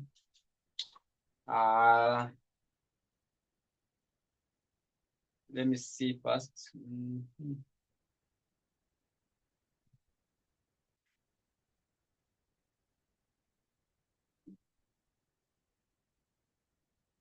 So itakuwa ngapi? Let us put it together. So itakuwa ni 41.94. 41.94 minus covariance of DA. So itakuwa ni minus into bracket minus 35 point. I mean I can do decimal place 0.68 over 41.94. What about the other one for A? For A, squared itakuwa ni 31.75, then to minus our 2 covariance. So 2 covariance minus 35.68. So kama nimetoka kwa laini iko sawa. So find that figure. Tuanze na ya juu. Let's start with the upper part. Start with the upper part. We say 41.94 minus 35.68. So tunapata ngapi? So naifanyia hapa ile huko. So mimi naipata ya juu napata ni 77.62 over so 41, that one 41.94 plus 31.75 minus 2 into bracket minus 35.68. So mimi napata 145.05. So what is the weight? So 77.62 divided by answer. So we have the weight as 0.53, 0.54, 0.54. So ukifanya hiyo, so the weight of D ndio hiyo. So I'll find the weight of E. No, the weight of mwingine ni 1 minus answer already, but we can calculate and see if itapata hivyo. So 1 minus 0.54, which is 0.46. So let us see if you want to calculate the other one. So weight of alpha, itakuwa the standard deviation squared of alpha. No, of D now. This one now will be of so ukianza na D, also ukianza na D nenda na D. Ukianza na A nenda na A. Ukianza na D ama itakuwaje?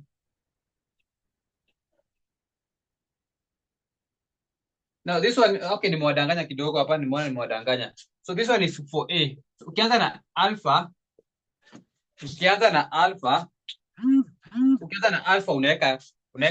unaweka D hapo. So kama umeanza na alpha unaanza na huyo mwingine ni Dela. Na for example, so hapa tukianza na Dela, compute ya Dela, for example, if you want to compute ya Dela, tutaanza na alpha. Hapo. So Dela tutaanza na alpha. So the rest is the same. Covariance of dA over standard deviation of D squared, standard deviation of A squared minus 2 covariance of B and N. It must give you the same answer. So it must give you this one now. Which figure? It must give you itakupatia hii. Ala. Unafanyaje hapa? Itakupatia huyu wa juu. Ama mimi nafanya nini bwana? Hii ya kwanza. This is supposed to be A. Ukianza na A hapa ukianza na alpha hapa ama ukianza na alpha hapa hapo unaanza na delta. So hii ya tumecompute ya kwanza 0.54 ni ya alpha, 0.54 ni ya alpha. Now we want to find for the other one wa D, which inafaa kutupatia 0.46. So inafaa kutupatia 0.46, let us confirm. So tunaanza na A. So we know A squared. No, third division of A squared ni hii hapa 31. Hapo utaanza na 31.75 minus, so in the same, minus 35.68 over, so continue the same, 41.94 plus 31.75 minus 2 minus 35.68. Now, change the same. So if you do it here, ukiamua kuifanya hapa, utarealize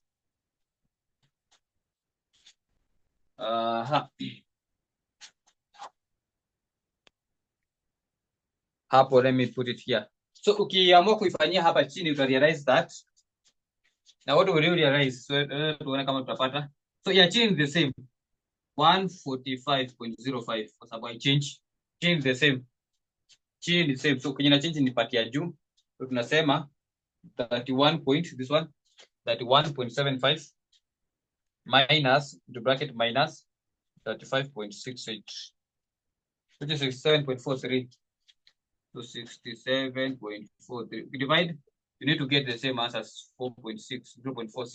So confirm. So 67.43 divided by the 145.05. Are you getting the same answer? Are you getting 0.46? And yes, it is the same. Yes. Yes. And Yes, it's the same. And It's the same. okay. Na tumalizia mwisho, tumalizie pati ya mwisho. Wanasema we determine the amount that will be shared with the two projects. So tuanze na alpha. So alpha anachukua how much? So remember the amount wenye wanafaa kushare ni 2 million. So the amount that they need to share is 2 million. So tutasema ni hiyo 2 million times the proportion of alpha. So alpha proportion yake ni ngapi? 0.54. 0.54. Haya, Dela 2 million. Proportion yake ni 0.46. And that one marks the end of that question. So that is the amount they need to be shared among those poor people. So this one we are about 1080. Now mwingine atapata 920,000. So we can compete, we can hapo. When we meet in our next class, we shall talk about the CML. So tuliongelea the CML. Sindio, the capital market line. Did we talk about the capital market line? We talked about the capital market line. So now you remember the capital market line. Formula yake ni ile risk free plus into bracket expected return minus risk free over the standard deviation of the market. Then you multiply the standard deviation of the portfolio. That is the CML. Now when we meet tomorrow or next meeting kwingine, we shall talk about the CAPAM. We shall talk about the CAPAM. And we shall link the CAPAM with the CML. So the security market line. So this one is the capital market line. This one is the capital market line. This one is the security market line. So one is the capital market line. The other one is the security market line. Now, tofauti ya hizo mbili ni hii. Tulikuwa tumesema waule mnakumbuka formula yake ilikuwa inaenda aje? Ilikuwa inaenda sijui risk free plus risk market minus risk free over the standard deviation of the market. We multiply the standard deviation of portfolio. Nakumbuka formula. But for CML, for the CML, formula yake ni hivi. Risk free plus risk market minus risk free to multiply with the beta. Now,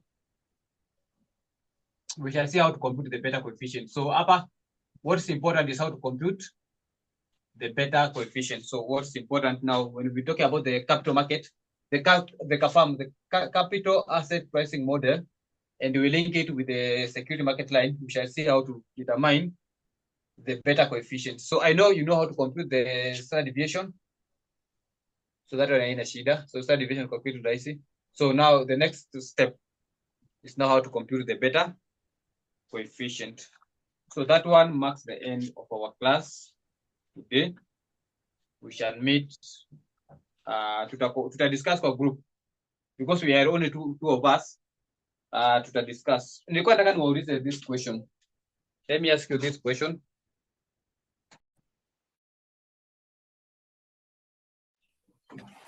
I wanted to ask you this question. Nilikuwa nataka niwaulize, what's the appropriate time mko available during? Are you available during the day in weekdays? Mimi yes. Hata mimi niko available, so ni siku tu tutaangalia isicoincide na class, but most appropriate during the day kuanzia saa 9 hapo watu wako sawa. Sasa mimi nilikuwa nafikiria kutoka saa 3 ya asubuhi. Some days. Mpaka saa 4 kila 1 hour class. Kuna siku zenye maybe naweza kuwa na class but maybe 2 days, lakini nitakwambia ni siku gani. Sawa. So we shall be fixing this class during the day. Because we have in mind, the rest none are join, so that will be upon them now. Alafu usiku tena itakuwa? Oh, sawa. So 1 hour from 9 to 10? Actually, hiyo ndo time poa. Sawa. So that one you put it in mind and then tutumia from Monday. Ni sawa.